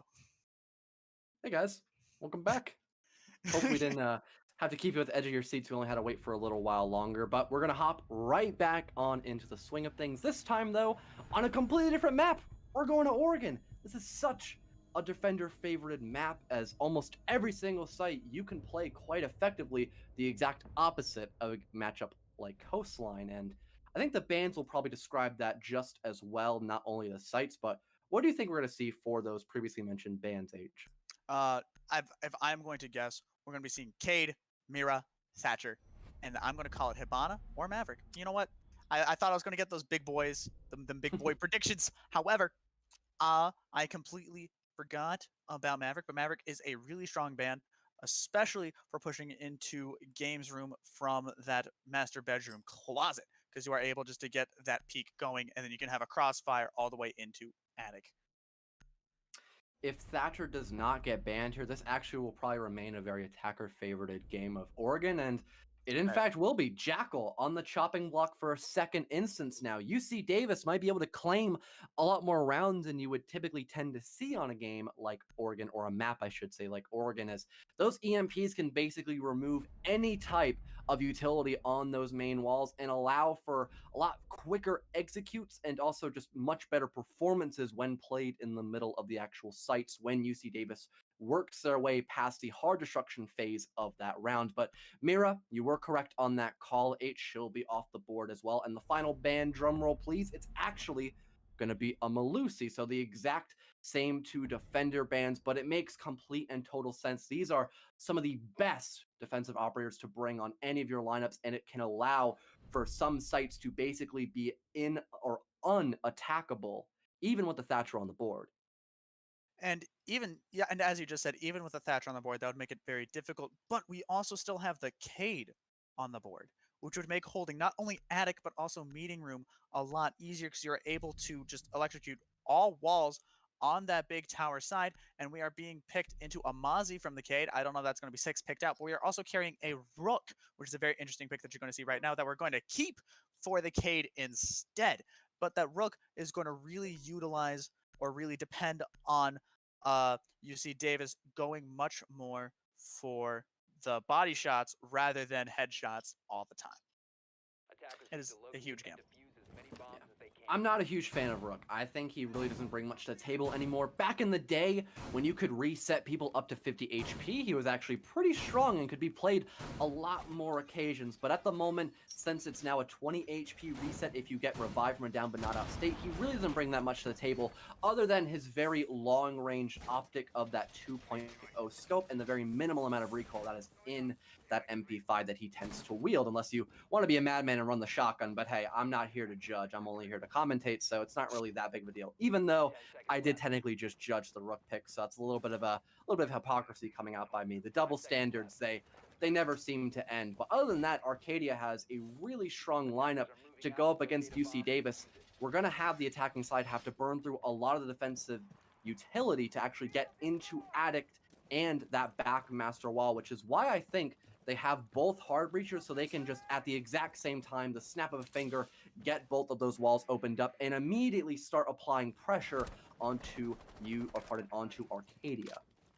But first, they will have to get pushed in through meeting room and take down the Cade clocks. I'm under the assumption that they put it onto the lower floor. They did not even reinforce meeting room, which they are clearly able to see. So they put the Cade on the top to make it a lot harder to push into attic, rather than to push into meeting room in the first place. So they probably aren't going to be holding that as hard for the roamer, but they will still try to focus much more on a much more focused plant, while Animal Mother and maybe Mutt try to roam. And there is no Cade trick to try to counteract Guac, but that is already access going into attic for our attacking team. We might have to see UC Davis reposition entirely to get that master wall opened up, as well as I believe there's a Kaid Claw onto that double wall area, and that could make things very difficult for Ash to actually get that self-destruction into play, removing the Electro Claw and then getting that main wall opened up. But Mutt grinds on the roam, I believe to be. He'll shut down one. That's Huncho Panda down for the count. And now the main advantage is slowly in the favor of Arcadia. And UC Davis, they still haven't taken advantage of that attic wall being opened up. They're trying to burn through Kojo using their stun grenades to flush him out, but he has a deployable shield to cover his face entirely. So although he's been full flashed, it really doesn't matter. He can still just sit pretty in the middle of Addict. The flank will come out by Animal Mother, but it will be immediately just thrown out the window as Chef Gusteau is waiting patiently for that position to come out into effect. And Kojo is able to just narrowly get out of that Thatcher EMP, saving his sightline. However, Guac is able to still take him down, despite the fact that his crosshair was still there. Guac narrowly dodging bullet, having a Matrix moment. Just nothing is hitting him, and he is also hitting nothing. And Guac quickly gets smoked out up an attic at around the 40-second mark, with a 4-3 UC Davis favor coming in on the attic push. So this is a really good position for our smoke to be in, because they are able to just absolutely deny any sort of movement coming in through attic. However, they just ran out of Toxic Babes, but you still have the first line of home defense, the Mossberg 12G, to help defend attic, and along with that, the box that shoots bullets, the SMG-11. That thing put in the right hands can just be a headshot machine. Utilizing that recoil, Mutt Grinds will find a refrag onto Legacy, and a second almost, but Blast Area will win the confrontation. Plant now going down in a 1v3 as Guac picks up the frag onto Bing Bong. Now a 1v2 as Blast Area will be downed, and Pluto has to try to convert this into a victory for Arcadia if he does not want to have that first round in the favor of UC Davis. Will hold down that rotational hole, a pixel angle, might I add, trying to wait for UC Davis to make some type of mistake, but right now they are sitting cool, calm, and collective like a boulder, not moving a single muscle. Only about 17 seconds on the clock now for that defuse. He does not have that much time to work with. He has to get out of that kid's dorm area if he wants to try to find that frag. He'll pick the wrong part of the site, and it's basically hopeless. We're down to 6 seconds. There's no time for Pluto to defuse. He'll pick up a second frag and make it a third. A beautiful shot by him. But it's all for nothing. Fruitless kills, might I add, as UC Davis will win based off of time from that diffuser being planted. Great start by the attacking lineup. The power of BM is something that you are underestimating, as Pluto is saving that KD, still able to take down 2 more people, but not able to get the defuse. That still goes on to his season record. So at least that looks good on a piece of paper. However, in practice, they were not able to get the defuse, and we are going back up to kids' dorms, and we are keeping the same lineup on top of that, except now we are taking a... No, we had the Bandit last round. That's right. We had both electric lads to attic as well, so we are keeping that going. However, are we going to try to trick the attic wall to prevent much more of a push? It's in God's hands. I mean, it's possible, but it's really going to be ineffective, especially since Thatcher is, in fact, on the board. I think that's why UC Davis decided to keep him alive and well and not just throw him out the window. Probably one of the very few games you'll actually see Thatcher being played, and this is why, because he allows these main walls like Addict and Master to be opened up almost immediately, and there's really nothing that Arcadia can now do. Tricking the wall is basically ineffective, and especially on this top floor site, as both of the flooring areas that are right underneath the main walls can be opened up by Ash as well, or Zofia, as we're seeing Blast Area opt to go the Polish operator and not the FBI one, but it's the exact same thing. Zofia is basically just an Ash 2.0 with more stuns and less just explosivity, I should say, but it's pretty much the exact same thing. I would say Zofia is faster than Ash, in my opinion. She is like a ranged Sledge, very similar to how Buck and Sledge both do the same job, but Buck just does it faster and a lot more efficiently. Ash does have a bit of a waiting time, and her gadget can get jammed, but when that wall blows up, she is 100% ready to shoot her gun. She is ready to take that peek out and hopefully get a kill, while Zofia has to wait a second or two until both the bomb lands, and also she has her gun much more at the ready. So Ash is just generally a lot faster and a lot bigger, but Zofia has more utility when it comes to her flash and concussion grenades, and also just in general allows her to... fellow. You know what? It's okay, man. I think you said enough. It's Yeah. completely fine. You know what? Words are hard, H. It's really difficult to be a commentator sometimes. My buddy Chief mentioned that to me the other day, and it made me feel a lot better. So I hope it did the same for you. But Addict Wall now being opened pretty quickly into the round again, utilizing that Thatcher to their fullest potential, and those stun grenades now being followed up as well. It's an exact mirror of what we saw a couple of minutes ago on the first round, and it's only a matter of time before Guac tries to contest that player behind the deployable shield. But as a matter of fact, I think he's already been flushed out. A kill comes out by Blast Area, but a refrag will pursue by Pluto, eliminating Huncho with a efficient headshot, and now things are evened up again 4-4. That's Carrier down in the middle of that master wall. I'm not too sure if UC Davis can in fact grab it from that dead body of Huncho, but if not, they're going to have to win solely off of their fragging potential. And to be honest, I think Arcadia fits that bill much more than UC Davis, and already proving that point to a T, as Kojo denies the carry to be grabbed, almost gets eliminated through that vertical play, but manages to escape death's grasp for a moment longer. But Chef Gusteau will not have that same success. Now 4v2 favoring Arcadia. Then we have Kojo in master bedroom on death's door, still having the defuse in sight, still being able to hold the cheeky angles that he needs to try to catch out the last two players that have to try to grab the defuse. Going to try to get a cheeky C4 going in on here. It's not going to pay off any sort of fruit unless they tried to fall back. That is a read that is going to not pay off for Kojo, and that sight line is going to be what leads to his demise, and ultimately will just cause the diffuser to be a lot more easily accessible when we hit around the 15-second mark, as we hit the 22nd part of that 20-second meta. However, this will cause them to force two plant, just making them completely immobile, and they will have to depend on each other in order to get that mad W. And so far, that's going to pay off. Pluto's going to get the one kill. He doesn't know where they're planting. Pluto is right there! Oh, there we go. Okay, that just got really interesting. Our commentary quality immediately went downward as Pluto just does not see the Zofia planting. The Rook just caught in that mad thick armor vision, mad tunnel vision, expecting a plant in games room, but did not expect a much more ballsy plant by those beers over by Attic.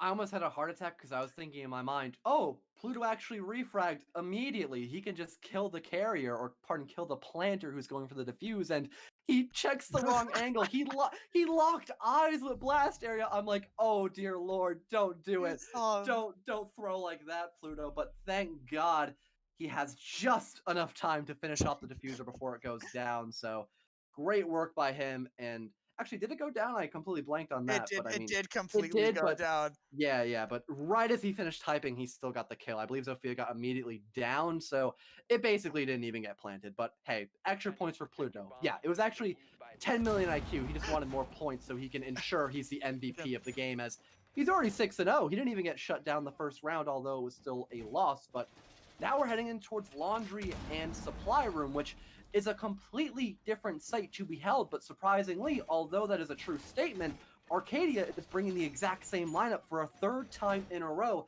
sticking with plan A and not resorting to a second option. And also, we are still underestimating the power of just raw BM. Pluto just missing the obvious Zofia planting just might be that mad style points that we are talking about earlier. However, we both entered a bit of an ape mode when that just did not happen, when Pluto just missed out on the Zofia planting. And we are going to be seeing this very, what to me is a very by the books basement hold. I saw a rotate hole into the corner of construction. We're seeing a very stock push from the western side junkyard while Ayana drones in. Yeah, Arcadia opting to extend outward in towards elbow. You can also call it many things like J-wall if you're completely wrong, or L-wall, but we're not going to talk about that for a quick moment, as Mutt Grinds almost meets his maker a little too early into the round. I'm surprised how UC Davis didn't even hear Vigil get up and immediately dart for meeting room rotation, but that's still going to allow things to be a 5-on-5, and the roam clear not fully committed or finished off, I should say, as the first minute now comes to an end. Not the best positioning for UC Davis, but in a game like Rainbow Six, complete and utter chaos, things can turn or pardon change on the flip of a dime. I'm not all that worried for them entirely. I would probably be more concerned for Arcadia, as no one is trying to push their way in towards Blue Bunker. They're going to need to start repositioning their players to effectively counteract the push coming out by UC Davis. And we have playing much more the long game on this flank.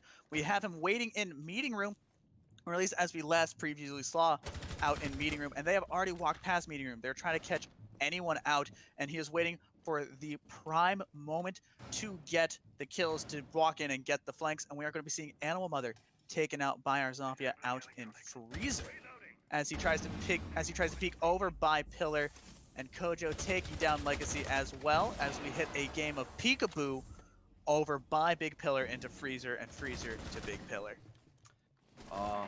Blast area, you gotta hit those, but he'll make up for it. He'll in fact hit those the second time. Pluto deciding to re-peek into Zofia's just tight angle.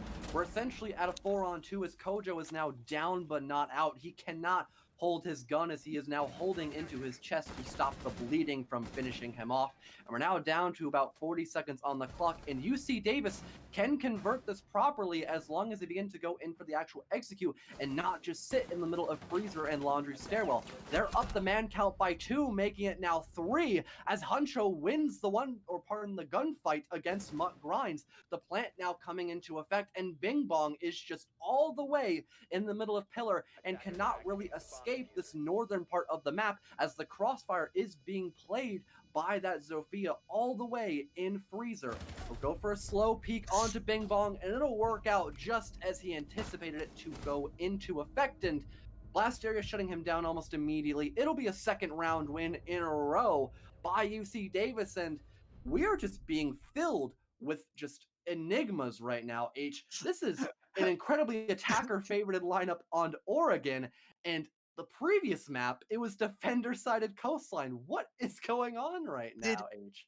Did he just walk out slowly and shoot smoke? He just hit the quad. But I think what's happening is that they were expecting a hard push from construction/blue/J-wall if you're wrong, and they weren't able to reposition as effectively as they needed to reposition for a push coming in from main stairway. They were expecting a full push from construction, so that's where all their utility was, so they weren't able to properly ready up for that said push, which ultimately led to the L in round 3 for the win on UC Davis' favor. However, I feel like on this second salty run back coming in for Arcadia, I feel like they should be able to take it back. I don't know if they will even try to hold bunker. However, if UC Davis reads that properly, they might be able to try to push through it. We will see on how they decide to go about the salty run back. It doesn't really matter how UC Davis attacks this basement floor, as they have one of the best operators to attack on a map like Oregon, Thatcher, and then followed up by Ace, one of the best hard breachers in the game. He brings so much to the table.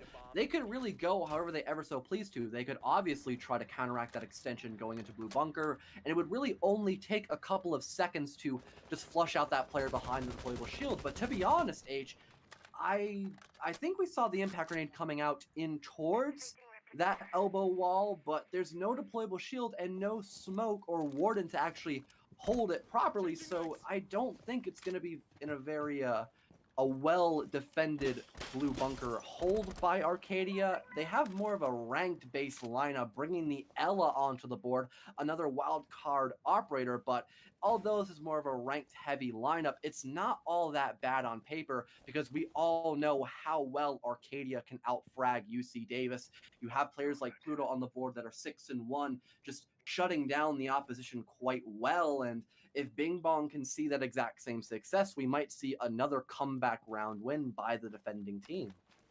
And I feel like this could honestly go either way. We've seen a lot of competent plays coming from both Arcadia and UC Davis.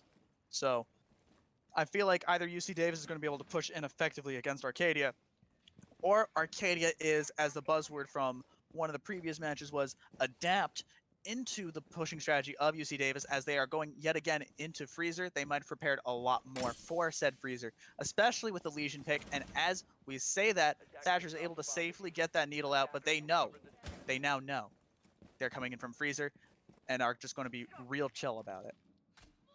There's multiple angles that you can actually hold from Freezer, so you can catch players like UC Davis off guard, but Arcadia's not opting to do that. They're going to play a little bit more conservatively. However, Animal Mother will not be following that exact same card, as he will find the opening frag onto Legacy, and Guac immediately trades back with the fragmentation grenade onto Pluto. The top fragger now down for the count, and UC Davis begins to apply more pressure against Arcadia as they find another frag and begin to use those Selmas on the back Freezer wall. Another refrag comes out, this time though by Bing Bong, using that fast fire rate gun of the Scorpion to its fullest potential, and now we're down to 40 seconds. Even man count, make it uneven, as Bing Bong just wide swings onto Guac, eliminating him from the equation, and now we're down to a 2-on-3, the final two players trying to push in from Laundry Room, and if Arcadia is able to possibly use this funnel play effectively in their favor, they could deny the push altogether, as there's only from one side of attack. There goes the C4, landing right onto the feet of Chef Gusteau. No more plays by the Meatball Man himself, and Huncho Panda will find a refrag, but he's got to find two more, and only has 10 seconds to work with. Can he clutch this out, or will it be all over in a matter of seconds? There we have it, a second comeback round win in a row. Constant game of tug of war between these two teams, as the scoreline will be evened up once more, this time 2-2 going in round number 5. And that is how you activate the fight or flight response in many people. You just see a C4 give you a much bigger issue than a broken nose as you're trying to smoke breach through into that main stairway. And we are going to be seeing a kids dorm hold again, but we are going to be picking Ella this time. We're going to be seeing a Polish operator coming in, and that will have a lot of utilization for the concussion grenades, which, when we saw that frag grenade that Guac did, I saw a beautiful, and I would like to call it out because it was a great moment, a classic 1-2 punch combo, with the concussion grenade being the right long punch, and the regular grenade being the mean left hook that ultimately puts the last nail in the coffin for whoever was holding Freezer. Yeah, I guess Arcadia are just licensed morticians as to how well they can actually make those coffins for UC Davis, but we're gonna have Arcadia re-defend up above the second floor, and I don't mind them going here. It is the best site in the game, but I would probably prefer them to actually try to go into either the dining room or meeting room objective rooms, but we'll probably see that go into effect after this round if they end up winning this fifth one, which then I'll get to actually speculate as to how well they can defend those first floor objective rooms. And we see the exact same lineup that was played the prior round on the hands of Arcadia, and again, not a big fan of it, a little bit more ranked styled, but at least it's being brought by a team such as Arcadia that can simply just win their ones 90% of the time, and they still have a lot of utility to work with. For example, Kojo, who's rocking the smoke and will be able to stall for about 30 seconds, give or take, from that default attic push. And we are going to be seeing a push coming in onto Big Window on that kids dorm, along with a hot breach coming in to Big Tower with our Thatcher. A real, just absolute giant play. A lot of guts that we have on Thatcher as we try to push into attic. It's going to happen, and we all know it's going to happen because it is Thatcher.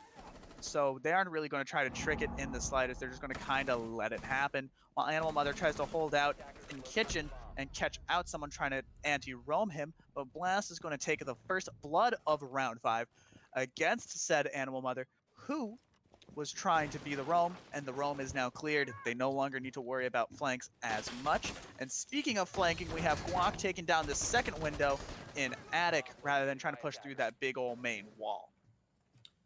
Great opening frag by UC Davis. That's one less problem to worry about, and they're already gaining traction in towards that attic part of the map. They're going to be able to flush out smoke probably sooner rather than later, and if they are able to eliminate those toxic babes off the board, which they've already done now, realizing this is Kojo has no more utility in his pocket. I almost thought I missaid that, but apparently I did not. On the bright side, though, Arcadia will get that back wall reinforced.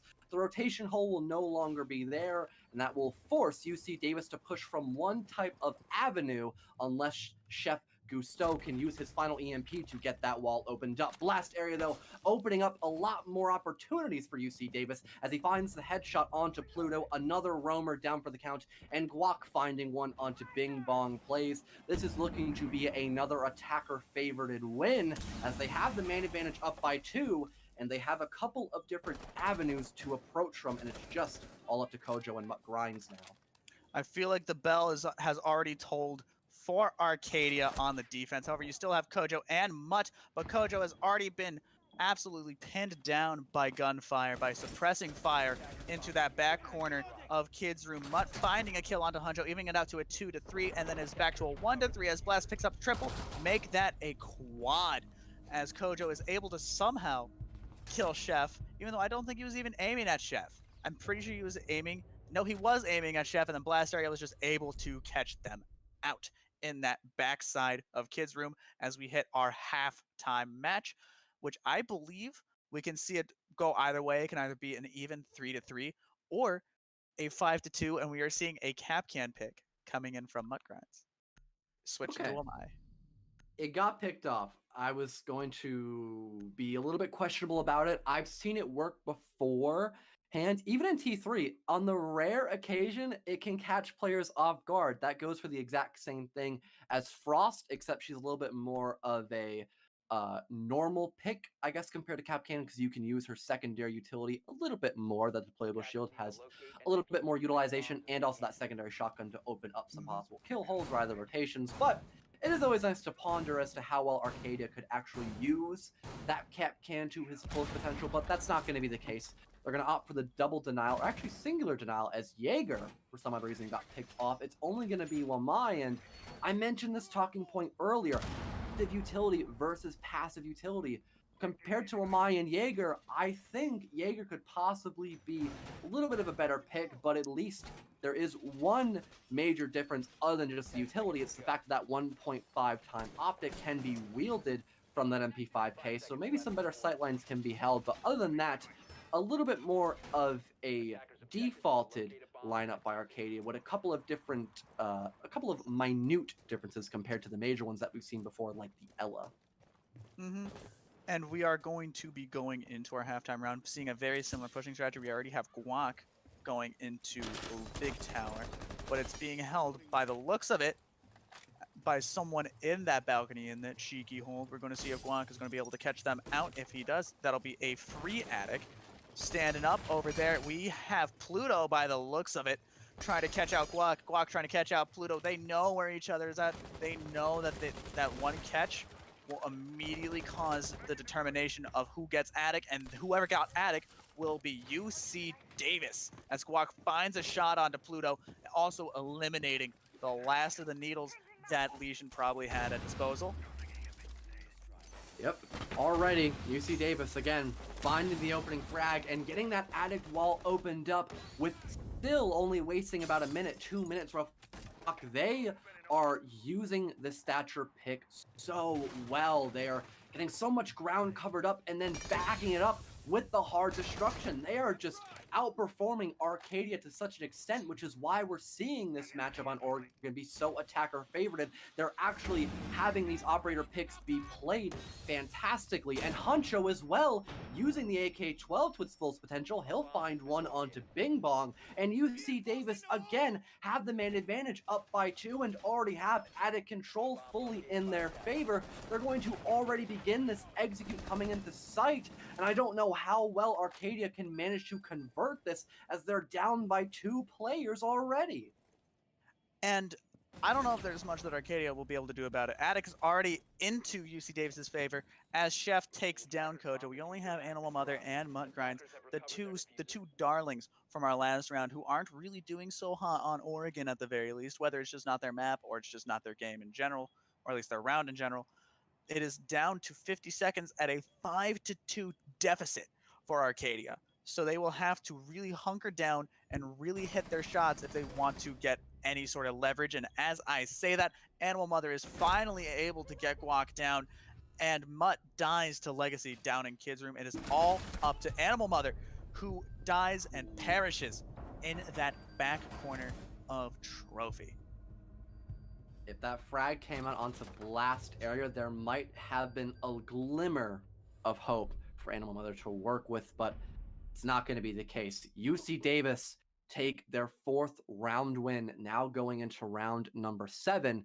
And although they're on the defensive side, they now are going to have that favor of Thatcher being on the board returned to them, as this is going to make Arcadia's job so much easier. But Animal Mother going on the Amaru pick, removing Ace from the picture.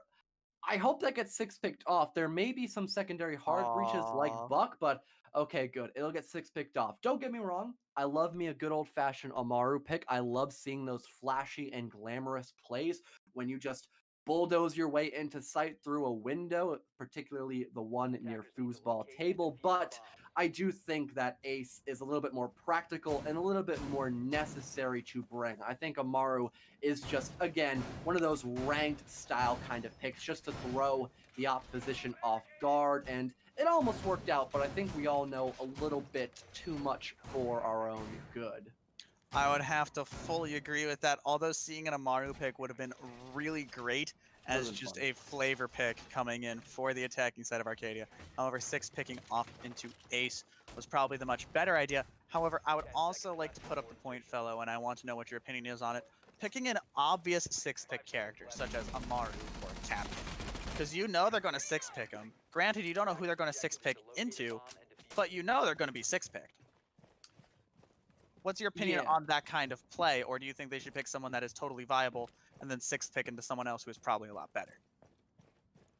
I think the second option that you mentioned is probably a better idea, because if you look at the lineup by Arcadia, they didn't have a hard breacher, and then you just see this bright green operator of Amaru like, hi guys, I'm going to totally not get 6-picked. It really does make UC Davis want to bat an eye and being like, hold on a minute. There's a Thatcher on the board, but no real hard breacher unless you want to count the secondary one being held by Bing Bong plays. But even then, sometimes you'll see that Buck player opt for the stun grenades just to burn through ADSs and will mine magnets much more effectively. I guess you could say I've been kind of using that word as a crutch almost. I do apologize a little bit, as it can be quite repetitive, but it does tend to happen. But this is pretty much the exact same thing that we saw beforehand by Arcadia. About a minute being burned off the clock, but they're getting ready to open up that back attic wall. So it's the exact same stuff that we saw a couple of rounds prior, but this time Arcadia will be the ones to cover this ground a little bit faster compared to UC Davis. And also, one minute thing I'd like to point out, there's no real roam presence on the side of UC Davis. They're going to have to win their gunfights head on in between both Addict and possibly a Deer/Master Bedroom push if Arcadia actually ends up rotating in a couple of moments. I feel like they might already have a small pincer attack going on, because we only have 3 people out in Big Tower trying to push into Attic, and the other 2 are just not seen, at least in that Big Tower push, and they've already punched a hole through that Attic. Mute doesn't have a deployable shield to hide behind, so they are just absolutely depending on the raw skill that they might have with that SMG-11, that deadly SMG-11. I feel like a good play would just be to hawk a good old-fashioned C4, and as I say it, it's going to catch Ace out into a 4-5 favor, evened out into a refrag as Bing Bong gets out. Honcho Panda. That shotgun only will, on occasion, also count as a sniper rifle. That was not one of those instances. Luckily, though, the MPX will manage to injure one onto Bing Bong, and thank God for Legacy as he finds the refrag onto Kojo. And now we're in a 3-on-2 as Bing Bong cannot be revived, as both Mutt and Pluto are on the exact opposite side of the map. Legacy confirming that kill with the gathered information. Bing Bong now being down for the count, and it's all up to Pluto and Mutt in a 2-on-3 with very little time to work with. Mutt going for a very smart and intellectual play as he'll rotate around trying to grab that diffuser, but he'll miss some vital shots onto Legacy even though he's already low on HP. The refrag will be, in fact, in the favor of Mutt, though, as he'll finish off the player of Legacy. Blast area, though, finding 2 at the very end. UC Davis Davis take the round regardless of a comeback in fruition. It's not going to matter. It'll immediately be shut down by Jaeger in the middle of Kids' Room, and that's going to be another round win favoring UC Davis. This, H, is their map. This is just where UC Davis is a shining, unbreakable diamond at the moment. They are doing the big boy plays. They're wearing the big boy pants at the moment. They are just absolutely demolishing our poor Arcadia here, who absolutely they didn't even wipe the floor with them last round. It was a very even match. It was very back and forth for Arcadia versus UC Davis. However, I feel like UC Davis just has more confidence on Oregon. Just in general, they know how to hold everything. They know how to push everything, because Oregon is so well known in the community. Yeah, Arcadia, I'll give them benefit of the doubt, though. They look to know what they're doing on the attacking side. I really can't say that on the defending side, as they brought a lot of unorthodox picks. We saw the Rook being played almost every single time, not every single time, but almost. Either that or the Legion pick, which is a little bit more viable. I mean, it didn't matter all that much. Arcadia still found the frags, and that's really what Rook is all about, using that 2.0 optic to its best ability. But UC Davis, they really seem on top of things compared to their prior matchup on Coastline. They're bringing these denial-based operators like the Goyo, even the Smoke as well. They're not going to bring them both together on this round, but they have a phenomenal setup to work up against. They won't extend on out into Blue Bunker directly, but they're still going to be having somewhat of a grip onto that eastern side of the map, as Guac will use his own utility to hold that blue barrel doorway, not making things a complete cakewalk for Arcadia. And we are going to be seeing a push, a very textbook push into construction. With the lack of a mirror, they aren't really doing any sort of murder holes. They are going for a very much so just turtling strategy to hold construction. I don't even think they're holding that little elbow corner or J hallway, if you want to be incorrect about it. They're just going to be holding the primary doorway instead, and that's not going to pay off for Guac, our poor soul. Our poor soul. And then we're going to be seeing them already pushing into A site through that said J hallway, if you want to be incorrect. Yeah.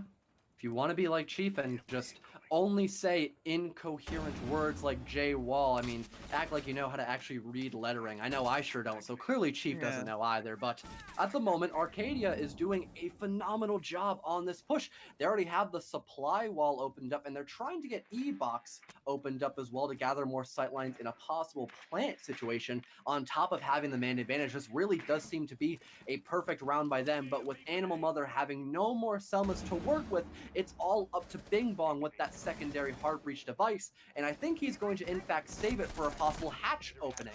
Legacy, though, finding a refrag onto Animal Mother. That will even things up again, and that's Carrier down right on the main wall. If Legacy utilizes that main wall being opened up with the Carrier right there and finds another kill, this could be all over in the favor, or not in the favor of Arcadia. Rather, the tables will be turned favoring UC Davis as we're down to that final minute. And the only thing looking up for Arcadia, now that I try to calculate this more and more, is that they have this back supply wall opened up, but this could be an absolute death trap if they do not work around it properly.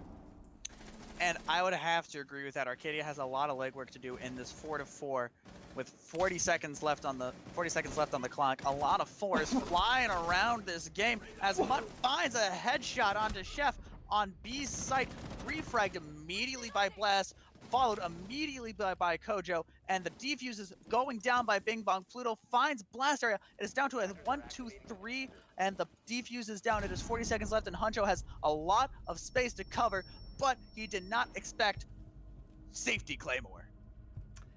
Saw it placed all the way at the beginning of the round, if any of you in chat ended up remembering that, but it ended up working at the very last moment. Never count out your Claymores, especially when you have so many operators that can bring them nowadays. But one major problem in that defensive lineup by UC Davis, they had no one watching the supply hot breach, which allowed Mutt to just walk into sight scot-free and ended up finding a kill onto, I believe that was Chef playing the bandit, and then that allowed for a lot of holes to be punched into the defensive lineup by UC Davis and ended up having a plant go down in a 1v3, and there really wasn't much left for Huncho to do as he was just in the back of Big Tower and had to basically play attacker down the man power, or down the man count, I should say. So great round win by Arcadia. That was a crucial one as well, might I add, because they're only down by 2 now rather than 3, and they also denied match point coming out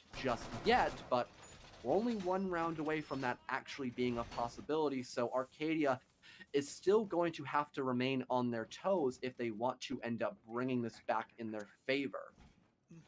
And we are getting a call for a substitution for UC Davis.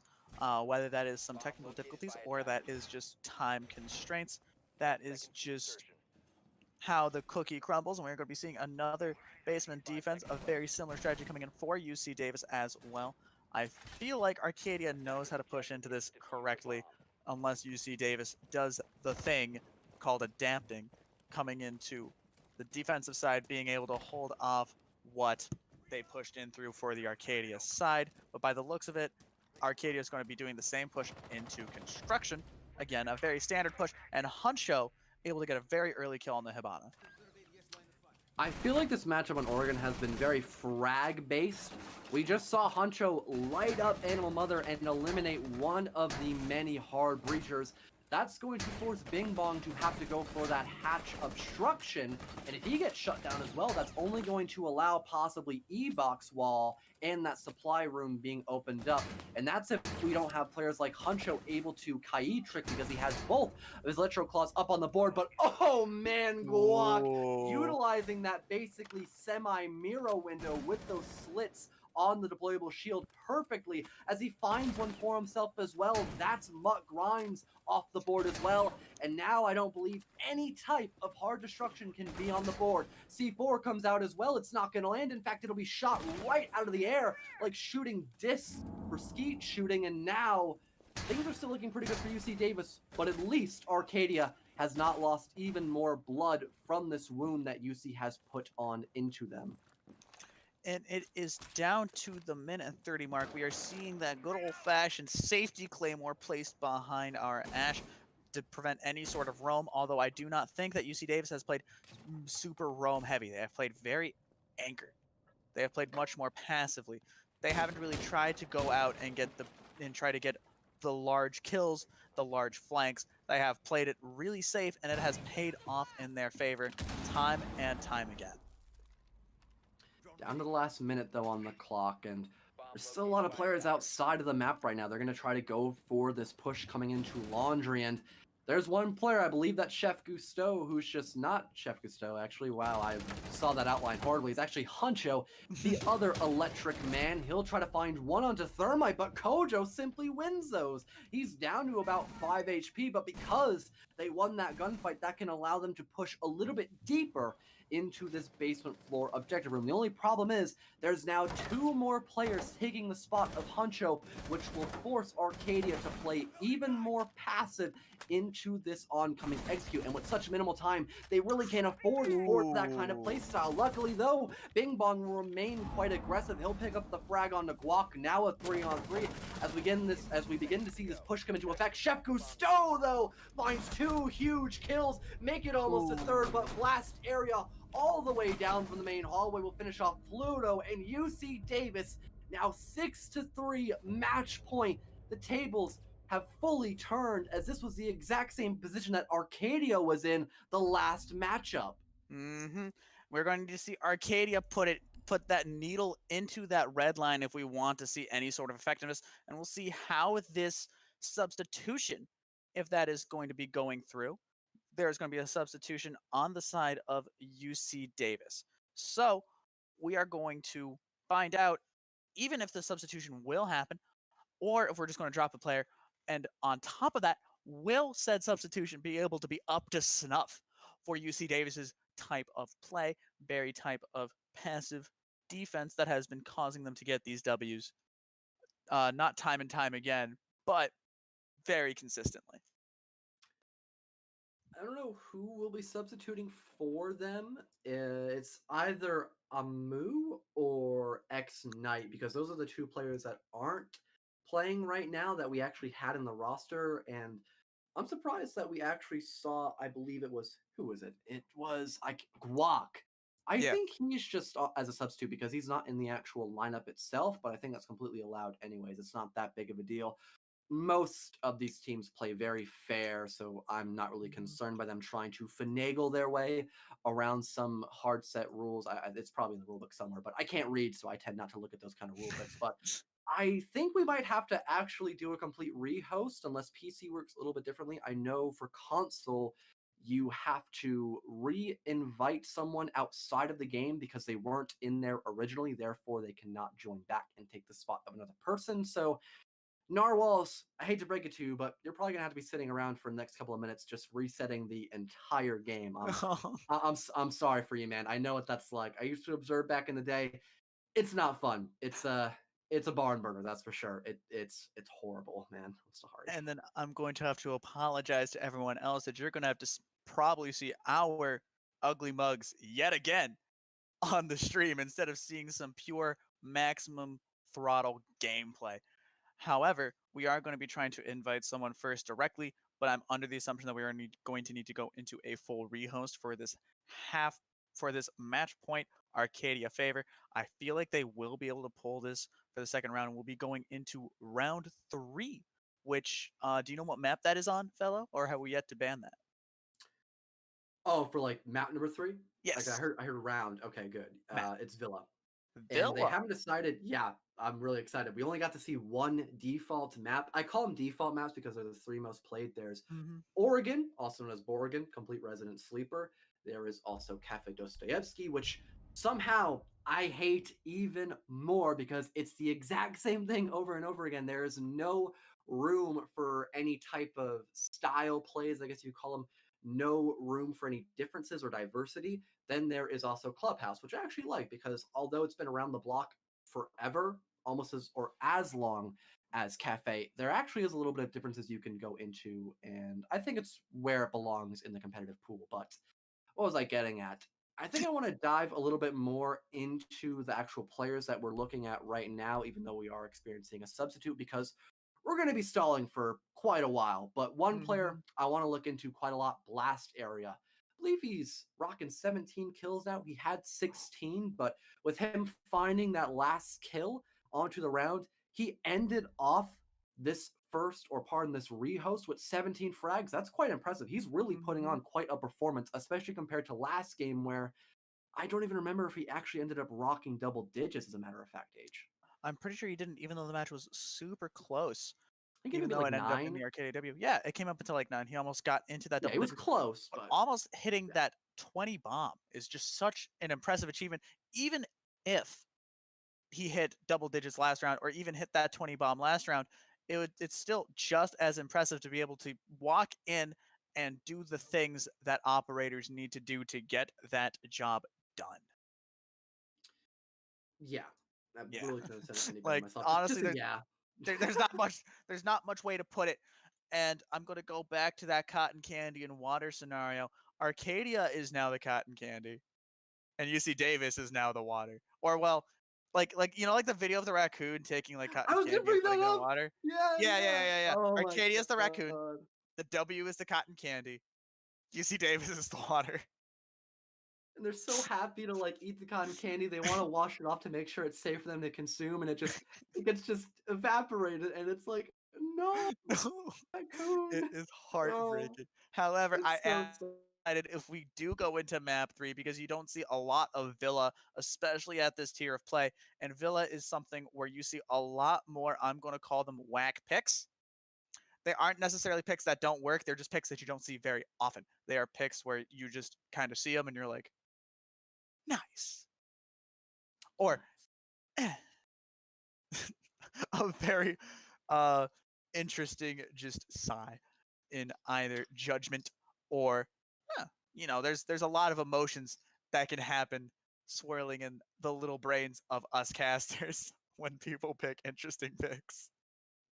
I mean, my mind's basically turned off. I go full Bapega mode, to be honest with you, H, but that's, probably why I make so many errors in my commentating. Maybe I'll have to fix that later on out. But I think Villa personally is one of my favorite maps to commentate over. Playing it, not so much. Don't really have that very coordinated teams when I go into the trenches of ranked. But in competitive play, that's what the game is all about, teamwork, because you actually have a hard set team that you play with almost every single time. On the very rare occasion you'll see a substitute, this is one of them, but even then you'll still have them compete in scrimmages for the most part, so you know how they're going to play. And Villa, it's such a fun map to go over when both of the teams know what they're doing and can actually have pretty default based strats. A lot of roam potential goes into a map like Villa. It's a very dense and vertical based map. There's about 3 floors, give or take. There is a basement one that you can see some roam play go into effect. And if we do end up seeing Villa, we'll probably discuss it a little bit more. But I think for right now, we'll just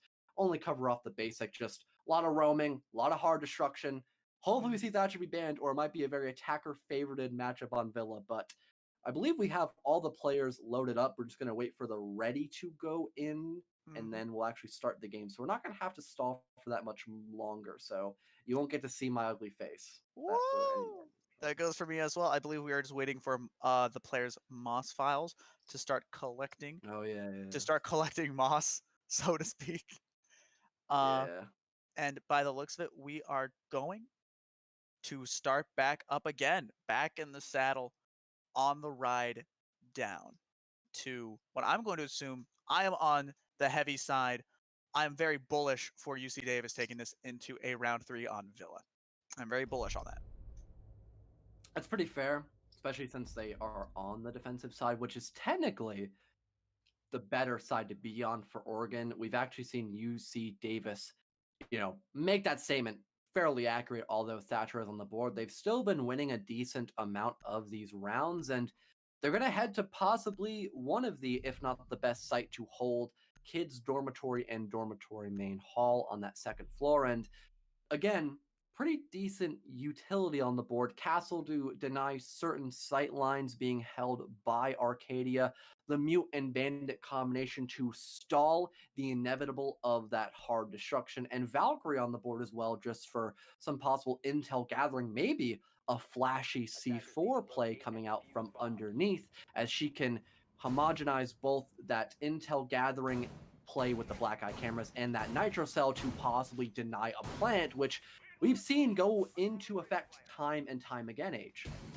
Yes, and on top of that, we are seeing 3 Lego bricks in the forms of C4. We have a lot of C4, so a lot of vertical defense that can happen, especially for Kids Dorm if they decide not to try to lock down the lower floors, or a lot of blind hawks coming into Attic, which we might see coming in from the Mute, from Honcho, if they decide to hold Attic again in opposition to just having the deployable shield, the much more defense. They could just try to get the blind throw to try to catch some people off, or it might get Clay pigeoned out of the air, as we saw happen to our poor Goyo down in construction.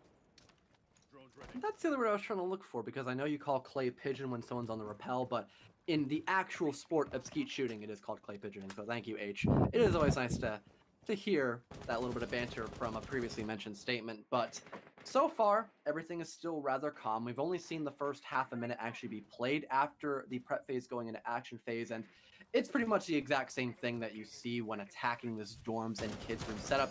It's the same bread and butter all over and over again for your starting meal. You see that Thatcher EMP going off onto the attic wall, and it's really only a matter of time before Animal Mother works his way into the actual room of Big Tower and gets that back wall opened up. And there we have it. Summa's being activated, and a little bit more ground will be now covered for Arcadia. So it's looking pretty good for them so far, as they've only burned about a minute on the clock again. Really feel like we're seeing that minute timer being used quite a lot so far, Age. Well, it seems to be the exact time that they are able to first break into the attic wall, as Mutt rotates back over to Big Kid's window, just trying to catch anyone, just to cause them to look over by Big Kid's window, cause less attention to be focused onto Attic. I don't think they're even really trying to hold Attic. They are going for a very laissez-faire strategy by just giving Attic to the attacking side, which I don't think is the strategy you should be going for. The attic is a site you need to be much more actively holding rather than hoping that they just kind of run in a bit ham-fisted and just get caught out.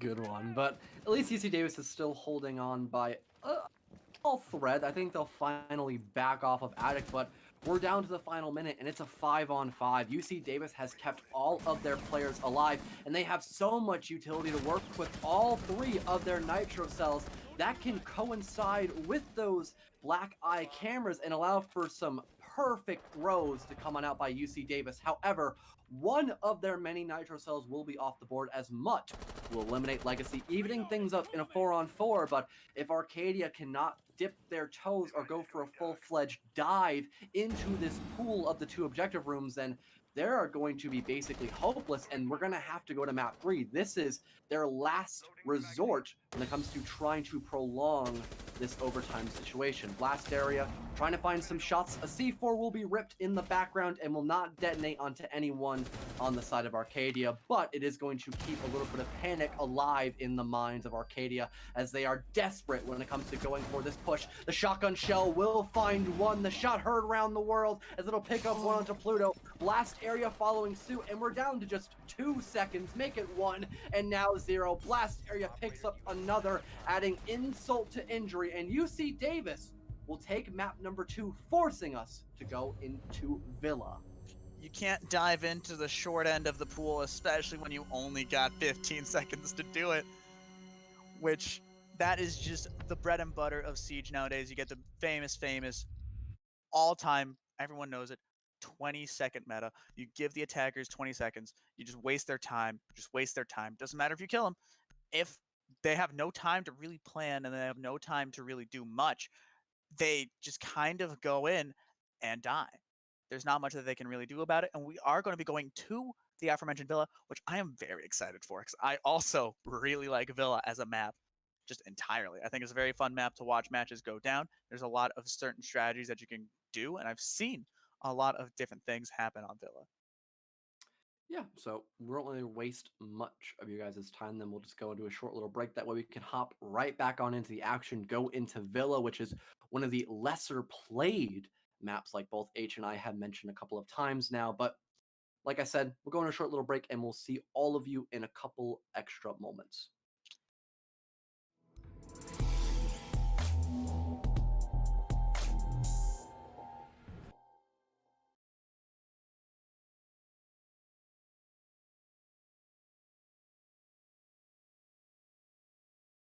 I'm going to go We on to might the just- assumption that we are. So, Okay. that was a really good break, guys. Thank you guys for waiting and staying tuned. I am your commentator, letter H, and this is my co-commentator, or my fellow commentator, Fellow. Well, at least I wasn't lying that time about the break. We literally took 5 seconds, got a quick breath of fresh air, and then just hopped right back on in. But you know what?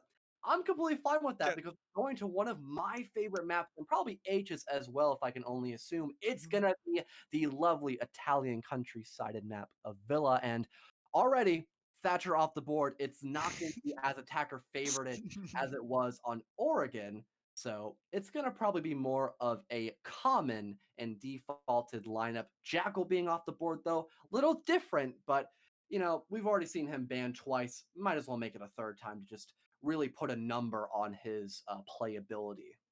And then we are seeing the Thatcher ban this time, and that is a ban that you see almost everywhere else, and they didn't ban it for that previous round on Oregon, and they paid the price in the name of Arcadia. Arcadia just absolutely got dumpstered. Not dumpstered. I would consider, and I actually want your opinion on this as well. I think a dumpstered round would be a 2-7.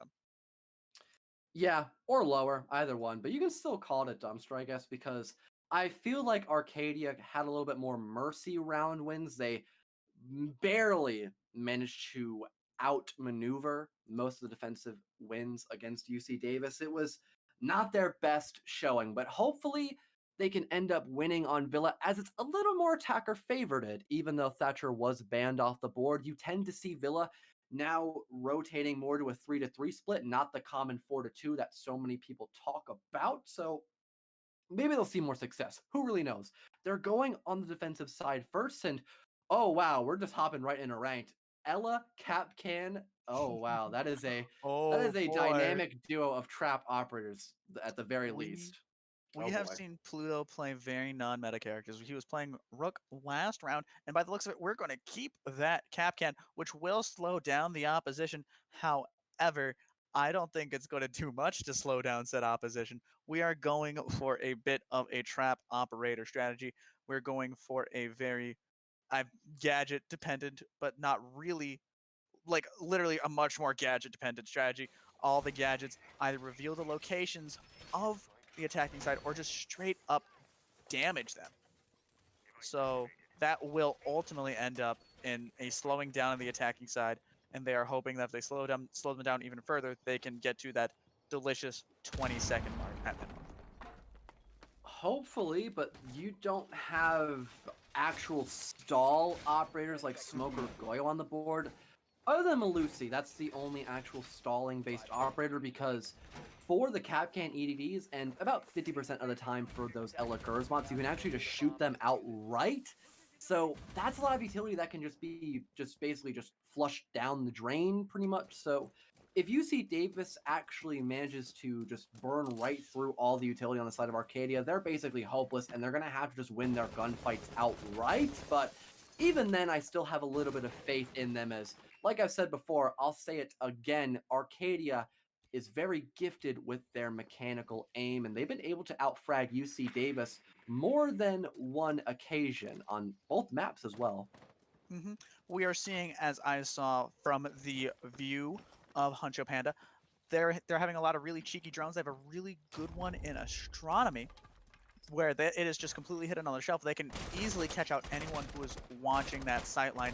But also, we are going to need to see how Knight ends up performing as the substitution. He is our ace in question, and an EDD goes off on Nomad and Maverick, already paying off for the Capcan. That is a whole player's health of damage coming in from one EDD as they all try to shove in at the same time.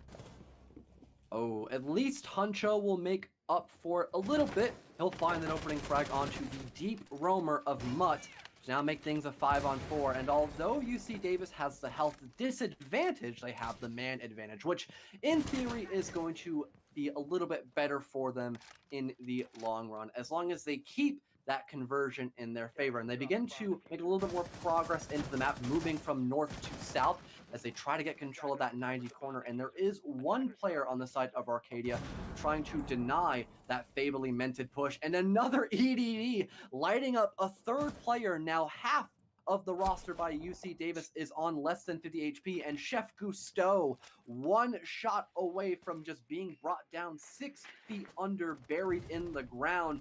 It's not looking all that good for UC Davis, even though they have the man up, just because of the fact that these EDDs have actually been able to work out for Arcadia as more and more time is being dwindled down closer to 0 seconds. I like how we were just absolutely dogging on this Capcan, on poor Pluto. We were just dogging on him in the beginning of the round, like, oh, Capcan's not going to work out. And lo and behold, it has resulted in the death of Chef, where UC Davis has effectively, has health-wise 3 players, but effectively 4. But you only really need to sneeze on either of the half-health players in order to take them down. And as I say that, our Ashe is taken down with our Capcan on just a mild breath of HP as we are hitting that 10-second mark. Those Capcan traps successfully slowed them down and successfully hurt them in the process. With 6 seconds left on the clock, I don't think they can land that plant as Bing Bong takes down Legacy. I think this might go into Arcadia's favor. Just the Capcan worked. It was the big brain. I mean, it can, and I'm glad it did. I want to see it again. I want to see it work again. You know, I want to see it again too, because if UC Davis loses another round to the Capcan, that's entirely their fault. There's literally nothing you can say about that. They're aware that Capcan is an option that we can see Arcadia bring to the board, and oh dear God, they're doing it again. Are they going to confirm it though? I kind of hope they do it. I've been kind of liking these really off-branding picks just because of how rambunctious this has has been. And oh yeah, they're not even gonna attempt to go for a fake 6 pick. They're just hard blocking this. Oh boy, this is H. I think we're in for a wild ride on Bill. Oh. I think we've got a little bit more than what our money was worth. As I put on the end of a lot of Steam gifts, buckle up, ladies and gentlemen, and everything in between. We gotta get ready for Pluto, the off pick. That is my nickname for Pluto, because they picked Rook last round on Oregon, and they used that to great effect, getting 6 kills, going 6-0. When they picked Rook, and when they switched to someone much more viable, such as Legion, they weren't able to pick it up. I feel like Pluto thrives on the off pick. Apparently so, because he's gone Rook last game, down to 3K. He's going Capcan, and he found 3 assists. He brought 3 separate players on under 50 HP, and that allowed them just to be immediately swept off of their feet and brought up to the heavens as they were no longer in play. I mean, he could really run any operator he ever so pleases to, and it's just going to simply work out for Arcadia for the most part. And you know what? We're talking about off-meta picks time and time again. H, do you think we'll see Caveira? Do you think that's going to happen? Do you think we'll see? No, we will not see Cav. 100%. I don't think we will, but it is nice to think about because Caveira is one of those high-risk, high-reward operators that can, if she gathers an interrogation and that opening frag, then that's basically the entire attacking round over for UC Davis. It's far too much intel to try to counteract. So if Caveira does get played, then it can really work out for either team. But Arcadia still just mopping the floor against UC Davis. They find another opening frag onto Legacy, and that is so much active utility thrown out the window. That's your flank watch of Nomad taking off the board. That's a phenomenal opening pick by Arcadia, and they are still trying to hinder this roam clear coming out by UC Davis. And like, the reason why I don't see the Cav pick is because we're seeing a lot of off picks for much more utility-based characters. Because Pluto is our off pick, but I feel like he doesn't do anything whack or do anything high risk, high reward, such as Cav. He goes for operators where if they die, such as how they did just now, they still have the Capcan traps down. They are still heavily useful, and I'm pretty sure Blast Area just ate one to the knees again. They are just rushing in a bit ham-fisted. Oh yeah, and Animal Mother, he's fully committing to just slowing down the roam. He does not care if a refrag comes out. He still wants to add more to his kill-death ratio, but Bing Bong will in fact add more, padding up his stats a little bit as he now goes 2-0, finding a player of Huncho and taking him out of the picture as well. Kojo as well, very frisky clear coming out, or rotation slash flank. He'll try to find one. His crosshair placement is almost perfect to a T, but Knight will manage to find the kill regardless onto Kojo. And oh no! From the grave, Pluto finds one onto Knight. We talked about the Capcan traps, and UC Davis is not even attempting to look for them anymore, and it's now forcing them to be in a 1v3 position. Blast Area picks up one onto Animal Mother, but if he cannot get this revive, it will end up being a 1v2 with the man advantage favoring Arcadia, and Mutt going for a very aggressive push. They could find this cross peak, but they won't even need to do that as Animal Mother, or pardon, I believe it was Bing Bong on the Ella, it in fact was, I corrected my mistake. He'll finish off the lone player of that Zofia near landing, and my god, this Capcan pick is just bringing so much to the table right now. It is, oh my god, how are they getting away with this? Okay, see, as a local Capcan player, because I really like Capcan, the best strategy to play Capcan is you first have to adopt a certain beverage. It is an acquired taste. It's called Elmer's School Glue. And you think, am I dumb enough to run through this door without checking? If the answer is yes, put it there. And 9 times out of 10, I've experienced you will get a Capcan trap off there. I'm surprised that he got a kill off of Capcan traps, though. And that was solely Capcan traps. There was no gunshots exchanged. Well, no, that was Knight. Knight got some gunshots exchanged. I don't know if he got hit, though. And that is still a kill with a Capcan trap. And on top of that, I saw Huncho Panda also eat one to the kneecaps along with Blast Area. That is 3 Capcans at minimum. You are at a positive if you hit even one Capcan. And on top of off-meta picks, we are going to be seeing another Rook pick coming in the hands of Mutt. I am just, this Villa game I am already so happy about it. I'm so happy to see Capcan get a kill from the grave with that.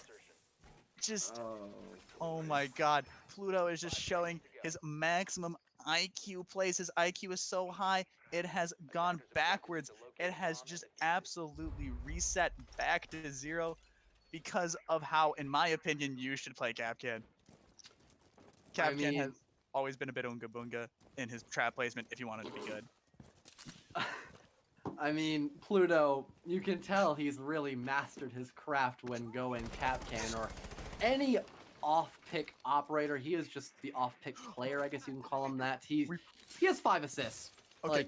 Like, I mean, he's imagine he goes double digits in the assist category. I might have to give him MVP in my caster poll because it's unheard of. How do you rock double digits in the assist category out of all things? Not the kill bracket, but the assist one. That is just unheard of, Age. Okay. I almost interrupted you because we have Hail Mary hostage killer himself live and kicking on Villa Fuse. We have Fuse on the UC Davis side, the absolute Hail Mary character coming in. We are seeing a lot of off-meta picks that you wouldn't see. And questions, will they use the Fuse to great effect? We are seeing a Fuse being placed down right now. He has it out, and that is not going to pay off in any sort by the sounds of it, unless they got a lot of utility destruction with said Fuse. However, I don't think it's going to be placed just as well as Pluto has placed their traps. Pluto just knows where to put them. Oh, wow. That is just horrible situational awareness by Legacy. Kojo gives him a literal bear hug with the barrel of his gun and finds one. He won't get a second, though. Blast area knows far too much for his own good, and that's going to bring the man count back in the favor of UC Davis. And honestly, H, back onto the Fuse pick, I love the fact that he's brought on the board. I think he's an underrated operator, as his Fuse charges put in the right hands, they're not meant to go for the frags. They're actually meant to just burn through the utility of Arcadia. And although they don't have a lot of that utility that we tend to see, like the Goyo or even a lot of ADS and Wamai combos, you can still utilize it quite well. And Arcadia, utilizing the low recoil gun of that Division 9, he'll find the headshot onto Chef, evening things up once more. And we're down to about 30 seconds. This is not the worst position for Arcadia to be. They just have to deny this push coming out into Tetris from Laundry, and so far Bing Bong is doing that quite well as he'll pick up the headshot on tonight. Pluto just what a shot on the blast area. It's just up to Hunch Panda now. In a 1v2, he'll find one onto Bing Bong, but Mutt grinds. Although that P90 does minimal to no damage, it was the fact that Ash was on 10 health that there was only one shot necessary to shut her down, and Arcadia take the flawless rotation 3-0 with a literal ranked lineup. I am going to point out, whenever I'm talking about these off picks and I sound like I might be insulting them, I 100% respect these off picks. However, I just realized that was a P90 Rook. I was going to mention it earlier, but I didn't want to. And then I was able to later on. Now you get to discuss it. Oh my god. Happy. We are seeing some mad offhand plays coming in, and it's paying off mad dividends. We are on round 4, and Arcadia's up 3 rounds, and we're seeing Rook 6 picked. And this isn't even a fake out 6 pick. They're like, oh god, they could take the Rook, and he'll be devastating. But now they're picking out a Malusi, probably for the primary realm. We're still keeping Pluto on those EDD grinds. And honestly, they aren't hitting as many EDDs anymore. However, they are now so wary of them that I feel like that is killing enough time that it's still worth to keep the Capcan. However, a really funny pick or a really funny strategy they could do is they could 6-pick the Capcan out for 1 round to just fake him out and be like, oh, we ain't going to play Capcan no more. And then pick him back for the last round so they probably go back and still hit some Capcan traps. I would honestly like to see that a little bit more as well. I think that's actually a pretty decent idea. And Oh God, what was I going to mention now? Well, one thing I can point out at the very moment is that Huncho Panda is rocking the IQ, so that's going to possibly counteract Pluto a little bit more. And actually, remember now what I was going to say. Pluto, not only is he finding the assists, he's also finding the frags. He's now going 3-1, only dying a singular time.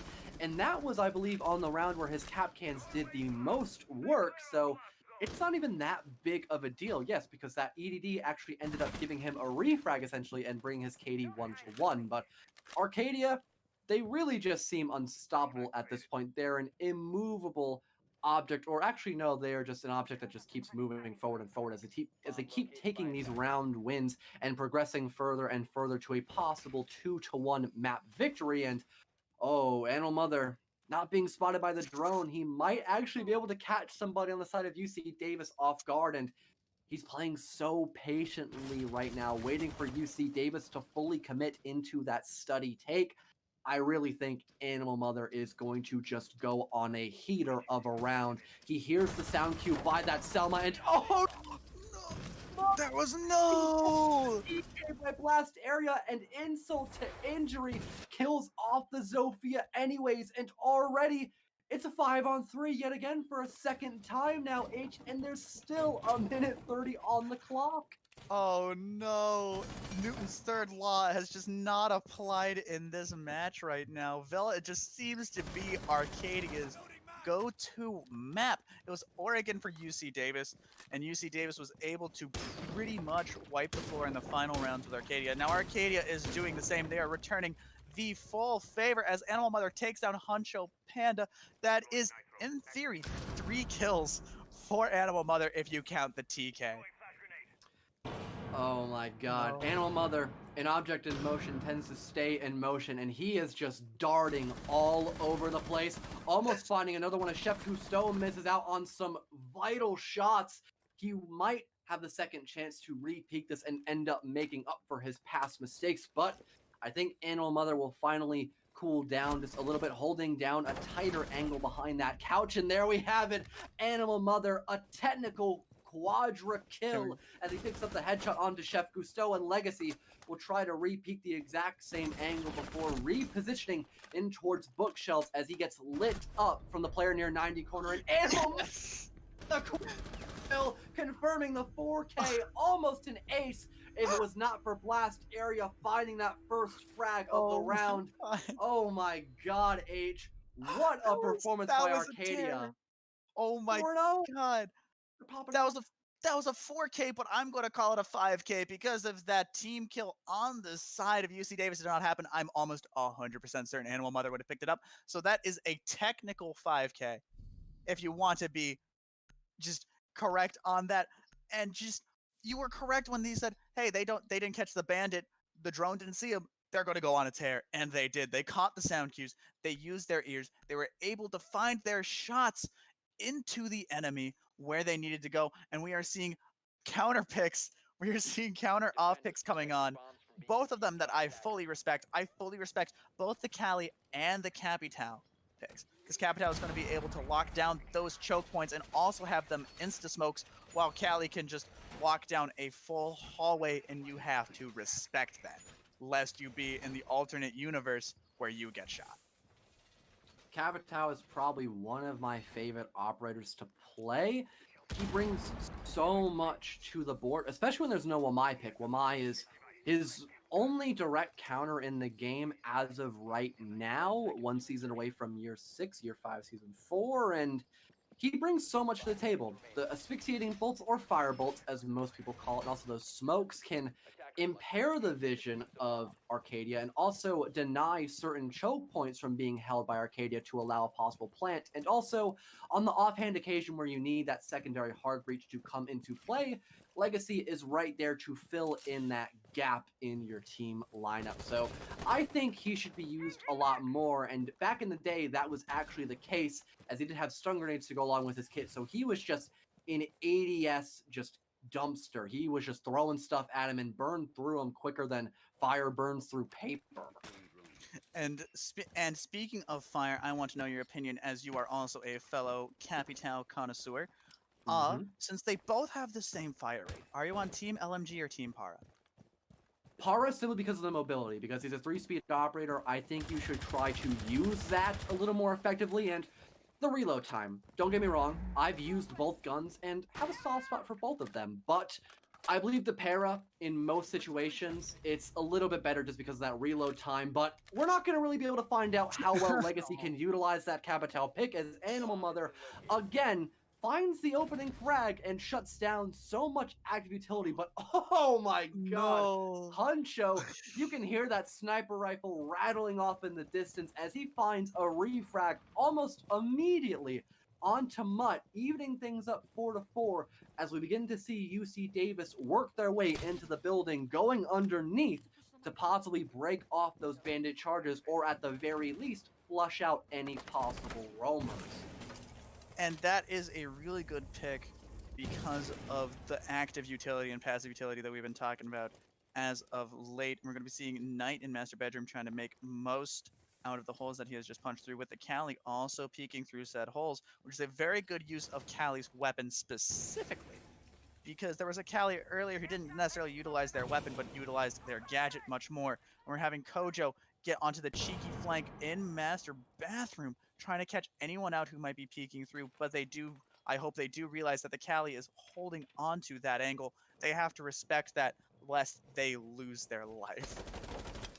Especially back in the day when Cali could one-shot any operator consistently, but oh no, it's There a it sea is. of blue as Kojo and Bing Bong find kills of their own. It's just a 2-on-4 now, up to Blast Area and Chef Gusteau. The Goo Mine coming out and the Gersmont landing onto Blast Area's head will give away his intentions that he's working his way up towards Astronomy. A gunfight will go out between both Kojo and Blast Area, and neither one of them claiming to be a victor, except for the fact that Kojo is wasting so much time against this push. Chef Gusteau finds the headshot onto Animal. Blast Area wide swings on the Bing Bong, picks up a kill, but the plant cannot go down. As the diffuser is down, they can simply play up of time, and Arcadia will do just that. The defenders, regardless of the 2-on-2 coming into play and evening up the man count, it's not going to matter, as UC Davis cannot mark it off of that simply due to a hindrance in time. And now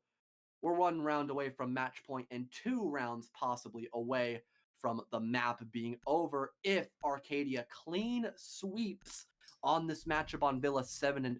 Do you think they have what it takes to do that, H, or do you think there will be a little bit of hope remaining for UC Davis? I am 100% certain. I don't want to say that UC Davis is down and for the count, but judging by just the raw advantage that they have, plus the cap can, plus the sub, granted the sub is a new fresh set of hands and eyes to be playing the video game, I don't think that they'll be able to take it back. They might be able to take 1 round, but then Arcadia switches to attack.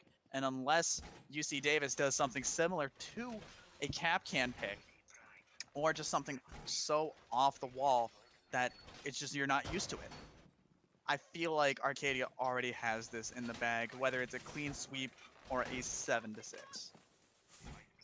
Believe me, I hate when the rank strats come out, but when they work, oh my god, they're so much fun to commentate over. It's really a blast because you get to see far more action than what you normally would expect, especially on such a more slow and cumbersome map like Villa. So it's been an absolute treat, but UC Davis really could be punishing this so much more. They could be bringing out the operators like the IQ more and more, just doing a slightly better job on the drone game, trying to clear out as much as possible, but also try to keep most of their time on the actual clock and not just burn it out completely. And what it looks to be, UC Davis is already doing a little bit of a better job when they're now attacking into dining room and kitchen, as they're already up above near that back balcony, and they're beginning to clear out both the very top and very bottom floors of that basement and second floor. Vertical play could possibly come into play, and that could give them a bird's eye view of the objective rooms and possibly flush out some of the players on Arcadia that have been, for the most part, giving them so much trouble. But Pluto finds 1 huge frag onto Legacy. There we have it again. Legacy having to sit on the bench for another 2 minutes, and so much active utility gone and off the board for another time, the several one, might I add, as there goes all of your flank watch and even more hemorrhaging will occur, as Scott would like to say it, as Mutt finds a kill on to Puncho, and oh man, We saw it is just getting worse and worse as Blast Area takes an EDD to the knees, and even more so, Pluto gets away off the rotation and manages to fall back underneath. This is just all collapsing into the hands of UC Davis. I hope we see Pluto somehow get this 10 assists on Capcan, but I don't think it's going to happen. I think we're only going to be seeing it at an 8 assists as we see Animal Mother taking down another player on the team of UC Davis, while Knight gets caught in a gunfight out on the terrace right outside. They don't really have too much time to work with when it's only 2 to 5. They only have a minute, and we're going to see Animal Mother absolutely punish Knight. And then Blazier catching out Animal Mother for that refrag, absolutely scaring Pluto over there.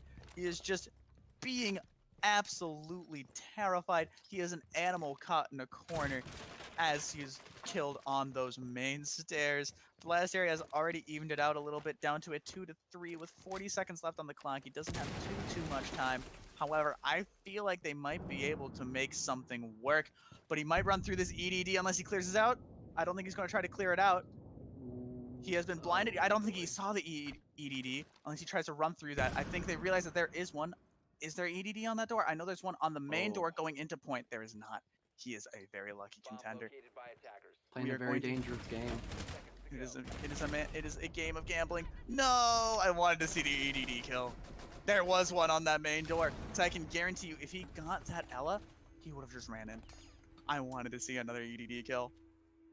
So we are going to be seeing a 6-0 Arcadia favor on Villa as we finish our halftime round and Arcadia goes on to the attacking rounds. Whether UC Davis will adopt the strategies of the Reptoid Capcan, or if we're going to be seeing a very stock defensive strategy, a very much more accepted strategy, which by the looks of it, we are already going to be seeing. We are seeing a lot more standard picks, except for the Cali on attack in the hands of Animal Mother.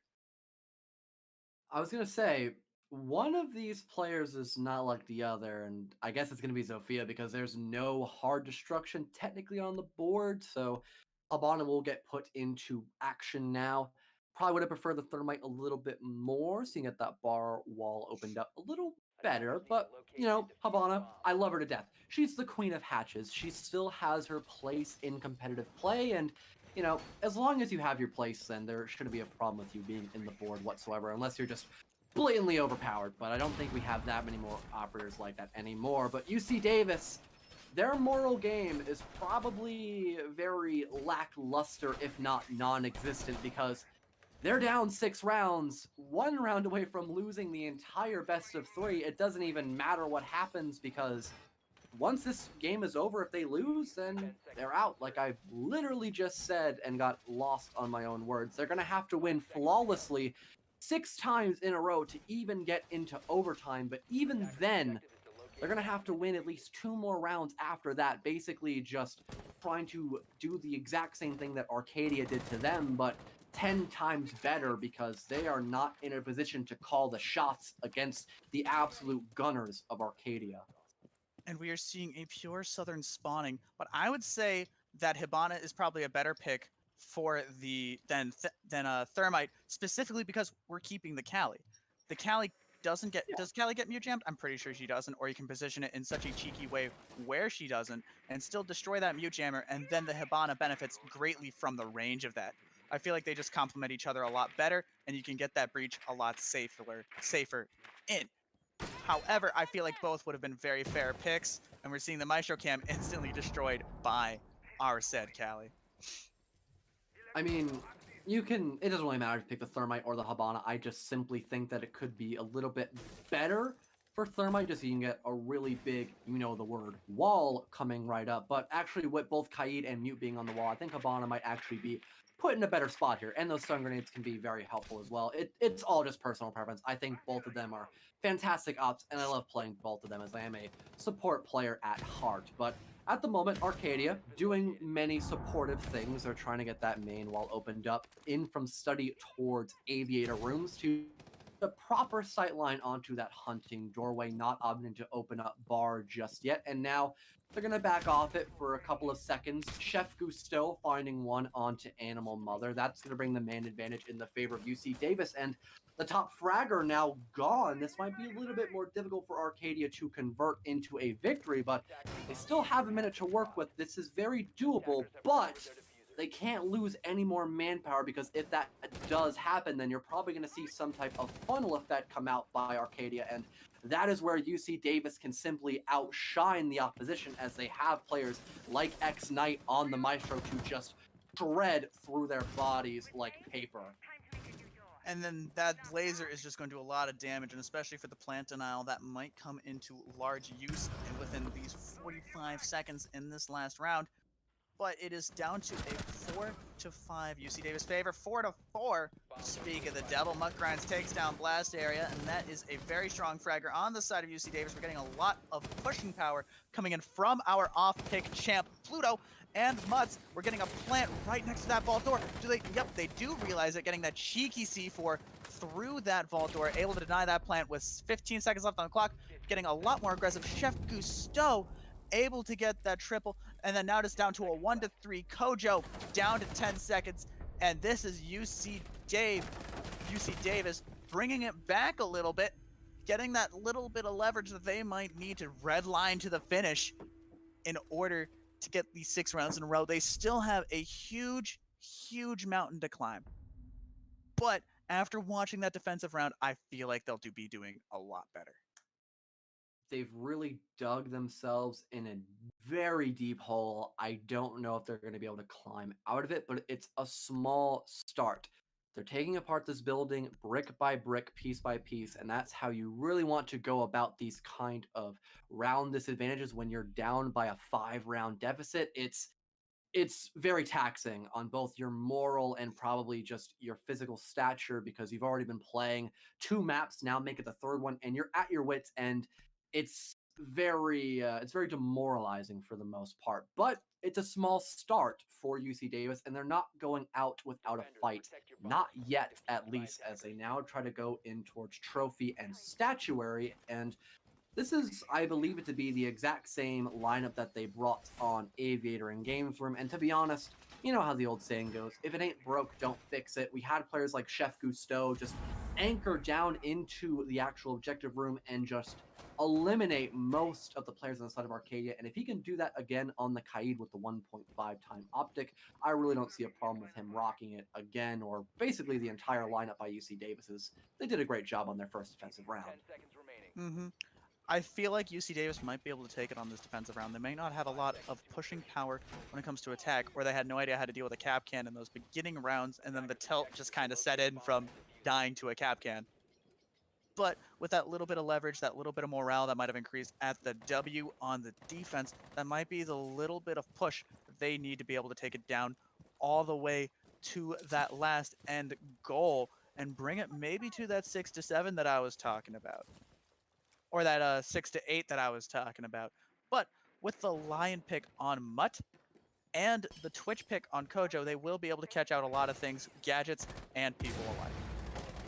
Indeed, I agree completely with that. And right now, Arcadia using a little bit of gadgets to work their way into the actual building of Villa from the southern side. They're going for the roam clear first and foremost. And right now, there's no one really playing near that part of the map except for Huncho, of course, as he now repositions in towards Games Room. Now going in towards Hunting to go for a possible reposition. The impact grenade for a possible escape route. He'll utilize it quite well. And oh my god, what a shot onto Animal Mother. That's the top fragger again, just taken off the board. He is going to have to sit this one out for a little while longer, and the almost away by Huncho, but Bing Bong claps back onto the head of Huncho, and now things are evened up again 4-4, and that's the main roamer taken out of the picture as well. But still have players like Blast Area that were previously on the very bottom of the map and now can begin to probably work their way up to try to just outmaneuver Arcadia possibly, as they begin to get even more map control from the southern side, now moving northern. And that is a great advantage that we're already seeing ourselves at of Arcadia versus UC Davis. That is Huncho down. That is probably their primary roamer, I would call it. taken down. They don't need to worry about it nearly as much. They still need to worry about Blast Area and maybe Legacy, but I'm pretty sure all of them are doing much harder anchors. We see Pluto getting a small glimpse of him, but not able to catch that kill. And Bing Bong also getting caught in a bit of a bind at the minute mark. Mutt trying to get a view on him, able to light down Knight, not able to find the kill, able to get it on those last few bullets in his magazine. Able to get that last kill. I hope those Maestro cams were in good positions because they will not be moving no more. They are frozen. Kojo going down, Mutt finding another kill onto Legacy. I feel like it can go either direction here.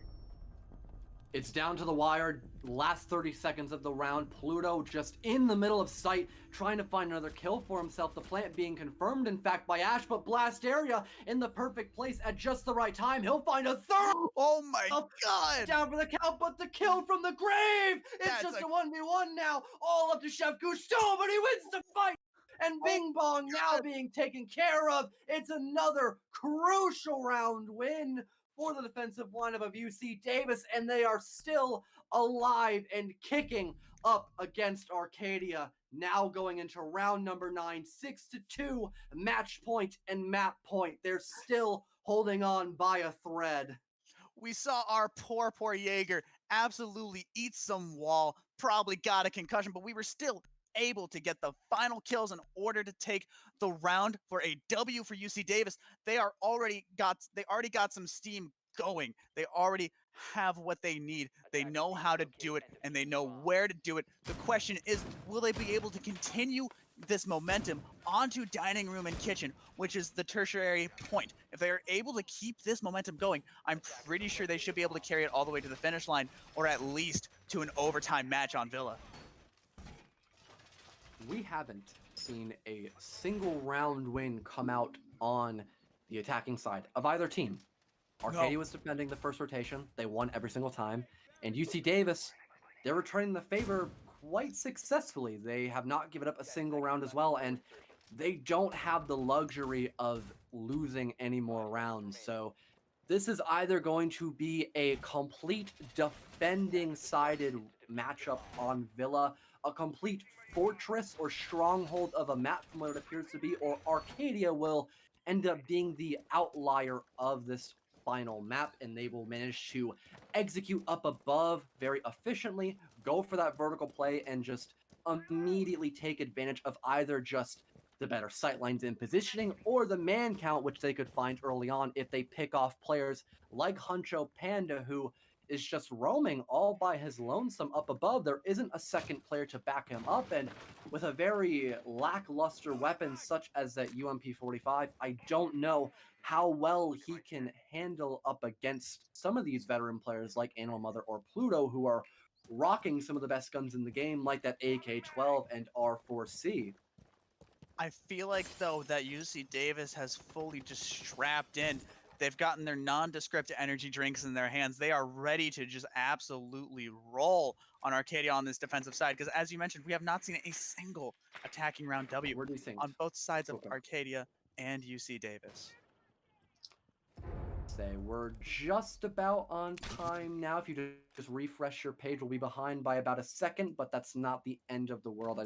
I wanted to let you know before you went on a really long tangent and then like 5 kills just came out and you're still talking about something else. I didn't want to do that to you. I hate it when that happens. So about 1:30 on the clock now, give or take, and things are still very calm. The waters have not been pushed around by anyone cannonballing their way into the map completely. It's still a 5-on-5, and minute 20 on the clock. Not a lot of pressure has been applied by Arcadia against UC Davis. This might end up being a flawless rotation, not only by Arcadia when they were defending on Villa, but also UC Davis, as there is not a lot going forward in the hands of Arcadia. Only now are they actually working their way up above to try to find some kills, and only a minute on the clock. This is not looking all good for them, except for Animal Mother, who just worked his way into sight and could possibly find one. All right, and I do have full faith in them. They only have 45 seconds left on the clock, but we already have taken down Knight while Bing Bong is on slightly less HP, but still standing, able to find a kill onto 3 kills, a sea of blue and orange. Oh my god, that is a huge huge advantage coming in for Arcadia side. We only have Blast Area and Huncho Panda armed with only The I UMP 45. am at a loss for words for just how much of a whirlwind plant that was. Huncho Panda getting a double kill in Kitchen. Getting a triple kill in Kitchen. Might be able to take it back to the UMP. No! Oh no! No! Oh man! Oh, that's a decent moment for me, boss. That was, I can't even be mad. Huncho Panda did his darndest, grabbed a triple within 10 seconds and was just able to get that mad KD going and almost saving that round, but getting slightly caught out by the Nomad. Sadly, it is something that you don't like to see happen, especially with some mad plays going on, especially with how much leverage they were going to get from that defensive side. And I know we discussed that a 7-2 is a steamroll, but I would argue no, this is the exception. UC Davis showed that they had the chops and the skill to be able to take it all the way back to the finish line from a 6-0 deficit on Villa. They had Arcadia probably worried, at least a little bit, simply because of the fact that they won 2 rounds in a row, and we almost saw that clutch come out. I was behind by a couple of seconds, so I was reacting at a completely different time, and that just made the audio sound so botched. But it's okay. What isn't okay, though, is that we did see a loss by UC Davis. You hate to see it. Feels bad, man, if you're a fan of them. But that's going to end off the best of 3, favoring Arcadia 2-1. They took map number 1 and map number 3. However, they did not win on Oregon. But that's going to be it for us for the most part. I can't really think of any other final words to end it off at, but I've been Fellow and also joined here by H. Do you have anything else you want to point out before we just wrap it up? I respect the off picks 100%. They worked out so hard on Villa, honestly. Yeah, I'm getting a little bit more of a soft spot for him as well. I'm going to be completely blunt with you. It's refreshing to say the least. And you know what? When it works, it's simply just enjoyable to watch. But I've already said our names multiple times. You can read it below. And we hope to see you again very soon for another encounterment on either Rainbow6 or maybe some any other games, because NECC does quite a few of them, like Valorant, for example, which you might see some familiar faces like me very, very soon. But take care, everybody. That's it for me. Later.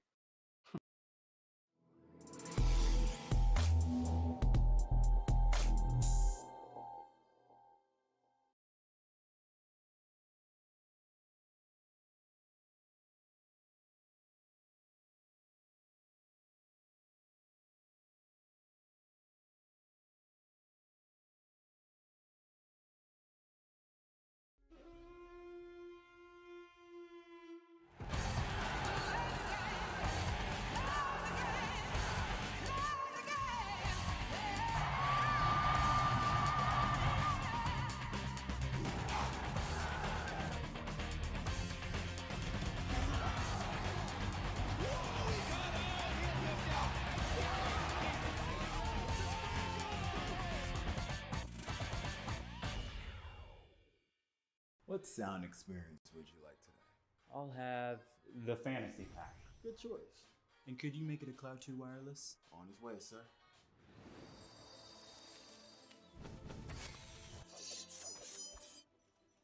Sounds amazing.